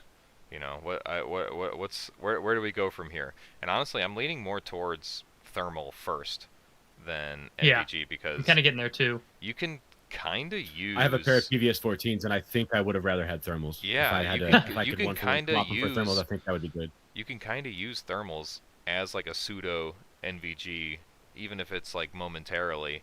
You know what I mean? Like, I mean, because I had the blessing to use the what are they called? Like the AVS 20s, the whatever I can't remember the PSQ The dual 20s. tubes? No. The No. 20s was the big Chungus monocular that was a NVG and thermal combo unit. And Yeah. it had a battery pack that mounted on the back of your helmet and a big old strap that yeah, fucking Yep. great fucking piece of equipment. I only got to use it for a short period of time, but it was awesome. Same. But honestly, like thermals, like I mean, you look if you look at just a night landscape through thermals, you could still see trees. It's not like it only detects heat signatures and that's it. Like you'll still get like an image of what the fuck is in front of you. You know what I mean? And sometimes even at distance for like the fucking optics versions and shit like that. It's just a matter of how much do you want to spend for a better picture clarity and resolution and shit like that, and the differences in terms of like temperature differences and shit like that, like how far away it can detect that shit. Um, there's a lot to it, but regardless, what I'm trying to say is I think thermal is kind of like the better option to go with first if you have to pick one first, just because I think you get more utility out of it, because you could still kind of use it as a pseudo night vision device, but it's also obviously a fucking thermal for like spotting fucking heat signatures and shit like that. Yep. Everybody says use NVGs to navigate, and I definitely understand that. But like when I was in active duty and used NVGs all the time, I would I would almost use my PVS 14s like people say to use thermals now, right? I would be using my naked eye to Yeah. like look at the ground and see like where I should step and Yeah, because where otherwise the you're person in front of constantly me is and stuff adjusting like the that. focus and shit. Yeah. You got to look right Yeah. in And then front I of would you. You got to adjust it so that you can see, and then you look up and you're blind. and then every Yep. handful of seconds or whatever, I would stop and scan out into the distance Yep. and try and like, Exactly. identify I if did the there's any same threats fucking out there. thing, dude. So, Yeah. It's like, yeah, wow, this might as well just be a thermal, I guess, because that's what I'm using it for. Yep. Fucking Yep. A. Yeah, man. I mean, like, get both when you can, but I am course. leaning towards like I had a set of nods, and I'm seeing what thermal is, and it's like I've used thermal so much to detect, maneuver, and like when I was looking for, people on the border trying to cross illegally, thermals were cheat codes. I never used night vision, almost never, and when I've done using those knots like you had said too, like the thermal was an absolute game changer. Kitty, OMG, cat. So yeah, I'm kind of thinking too. I'll get into that when I get into it, but I do think thermal might be the schmoove compared to nods first. Then you get into nods, so you can move better and I do your IR pointer stuff and give your position away to everybody. Yeah, I think being able to look at IR, like the biggest reason that I would want NVGs is to be able to see other people's IR signatures. Yes, That's why I Yep. would want it. What idiot is out here just doing a laser show? Yeah, exactly. Damn, that cat My grew son. fat. Is that the one with the missing leg, the rescue, or is that your other one? Dude, he's huge now. Tripod kitty. I know. He's fucking getting so big. He's getting fat now. Feed him all the time. Yeah, no. As you should, King. I'm all for I'm leaning towards a handheld unit instead of like a helmet mounted one, just because like I'm thinking of working in like a unit sort of phenotype. I don't know what the fucking word is. I'll be back. Group. I work with a group of people. I have the goon squad. If we're in a fucking patrol base and I'm on guard and it's my time to go to fucking bed, like instead of like taking my helmet off and giving it off to somebody, or like untethering it from my helmet, unclipping it and being like, here, like just have the handheld and be like, here, dickhead, your turn, I'm going to bed. You know what I mean? Like I think that would be definitely better, because I mean you're just gonna save money on it anyway. Yeah, I'm probably gonna be looking for a handheld thermal. Part of that equation is that I already have the helmet mounted NVG, but I lean your direction as well. Because what you're doing with thermal is scanning. I don't really even want it like attached to my head, being all heavy and shit. Yeah, without unless you go the fucking what's it called? The one that guy just the ATGM Rattler.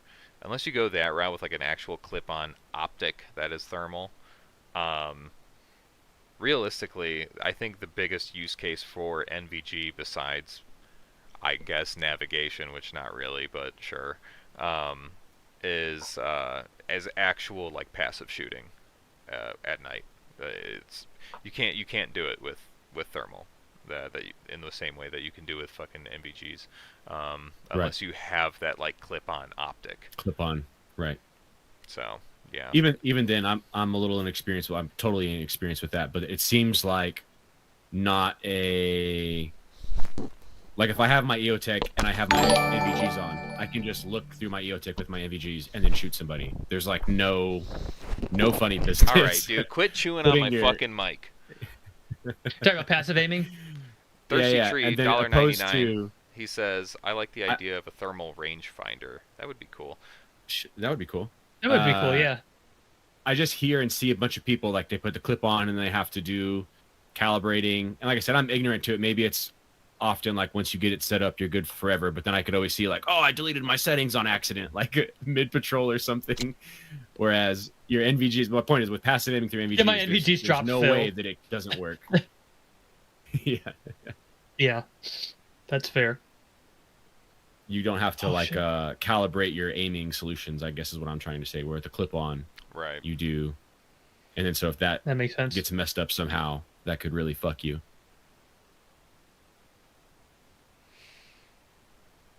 Agreed. This cat's having a great time. Chat, how we feeling? We got like 45 honkies in the chat right 45. now. It's been 45 strong for a while. Dude, the real ones. They know what's up. I'm looking through chat now. It's live chat, so it might not be exactly what OG sees yet because it's got a post. Yeah, kitty time. Yay. Oh my god, Yuka. Relax, dude. He's like, it's time to fight my older brother. He made a noise. Challenge accepted. Yeah, literally, dude. It's so funny watching them fucking go at it. Because they're... it's just night and day. It's like fucking Goliath and fucking whatever the other dude's name is. David and Goliath. David and Goliath, yeah. It's Yuka and Goliath. Hell yeah. Well, do you want to open it up to chat for any questions or statements? We'll do some final statements. Chat, if you got anything, fucking send them in while we wrap up tonight. Fucking, we'll be around for a couple more minutes, but I just wanted to say... Fultism reminded me I have laundry. Thank you, Fultism. I gotta throw that in the dryer. Fucking, while we're here, fucking go ahead and hit that motherfucking like button, please, for one final Hail Mary, so that the homies can see that the stream was indeed popping. It had very humble beginnings. I was by myself slamming beers, and it became... Hell yeah. It kind of became the original idea that we had of, like, get everybody on. Yeah, it did, yeah. I was just like, oh, Bones is here. All right, yeah, let's get Bones on. And then fucking G-Watt hopped in like an hour in. It's like, all right, well, let's go. You know, like... Yep, we're doing it. I don't know what clip-on Kyle is referring to. I know the ones I used were FLIR clip-ons, but that the Army uses. That's what I know mostly. I think it's like an ATGM clip-on, but they're like $20,000 units. They're fucking crazy expensive. Crazy expensive. So, you guys want to hear something kind of funny? Somebody told me about that. About the clip-on unit. So I was... Oh my god, you're getting DDoSed right now. Sitting in a position behind a 50 cal, and they gave the thermal clip-on. Uh-oh. Are we back? Yeah. I see you guys now. Yeah, you gotta unplug the toaster. Okay. It's sucking up all the bandwidth. Yeah. Fuck. So I was in a defensive position with a 50 cal. They're like, yeah, we're gonna throw the thermal on the 50 cal. And I'm like, oh, okay, awesome. They throw it on, and this is a JRTC, so this is all, you know, lasers and miles gear and all that. So it's all fake anyway. It's all blanks. But they have it on this 50 cal, and I'm like, okay, awesome, yeah. How do we zero it? And they all looked at me like I was retarded. And yeah, they're like, what do you mean zero it? And it's I was already like, well, on. We just put like a fucking mounted. 5. Yeah, optic up. What do you mean? And I'm like, well, you gotta zero it. Like, this is a 5x optic. Like, I don't know where my fucking rounds are gonna be landing. And they told me, they go, no, it's okay. The 50 cal is an area fire weapon, so it'll be fine. Yeah. And I was like, are you fucking kidding? Just point it at him, dude. Use the optic to adjust off your tracers. Yeah. Yeah. Big brain shit. Yeah, the tracers I don't have because it was blank blanks. tracers, yeah. Thank you. Thank you. Yeah. Awesome. Fuck. Army brain. In Yeah, a that was nutshell. really funny when they're like, yeah, there's so much. We're not gonna turn this into a FUD lore rant, but there's so much stupid FUD lore from the military. It's fucking crazy. Some people just really don't know about firearm stuff, and it's very silly to me. It's very funny. Some of the things people have said. Some dude didn't know what appendix carry was. Tried to like roast me for putting a holster in appendix, and he's like, "You don't fucking carry a holster over your dick." And I was like, "Well, sir," who was a captain at the time, very very good gentleman, very smart dude, just didn't know about it. It's like, but you don't carry a fucking gun over your penis. That's how you shoot your dick off. And I was like, it's only if it's a SIG, and it was. So you know what? Maybe he was right. Yeah, you was were right. wrong. Yeah. Yeah. No, he was. It was not because it was a SIG. He was just in general. Don't do that. Yeah. I was like, well, sir, looking at the you chat just here, don't know. Fucking T Swift says get Krisky on next time. Yeah, I'll get right on that. Good thing him and I are best fucking friends. You know what I mean? We talk every day. I wonder what that guy's up to. Yeah, is he still active? He's like Dugan. He just kind of like pops up in random, like podcasts and shit. Like I don't know. I think he hangs out with PNW Gorilla still, like pretty somewhat regularly, I guess. I don't know. He's on Twitter. Krisky does? Yeah, Krisky's just on Twitter. He's a Twitter content man now. He makes funny comments and stuff. Like that's basically what Krisky has done. I think actually, you know what? That's a lie. I was in his Telegram for a long time, and I think he still posts on Rumble. I'm not sure if he does frequently or what, but I remember seeing that he has new uploads on Rumble. So, interesting. Yeah, but no, there ain't no way he's getting on here. That ain't gonna fucking happen. But I am so convince him. Unaware of the Risky Krisky drama. I barely even know the guy. I just know the name, and every time it's said, it's drama. like he just like made cool videos or whatever. Yeah. He got a big audience. He was one of the first guys to be like not Guntuber. Mm-hmm. Oh, like, okay. How like we are, like this is how you do a patrol, and I don't have anything to sell you or whatever. Mm-hmm. Type situation.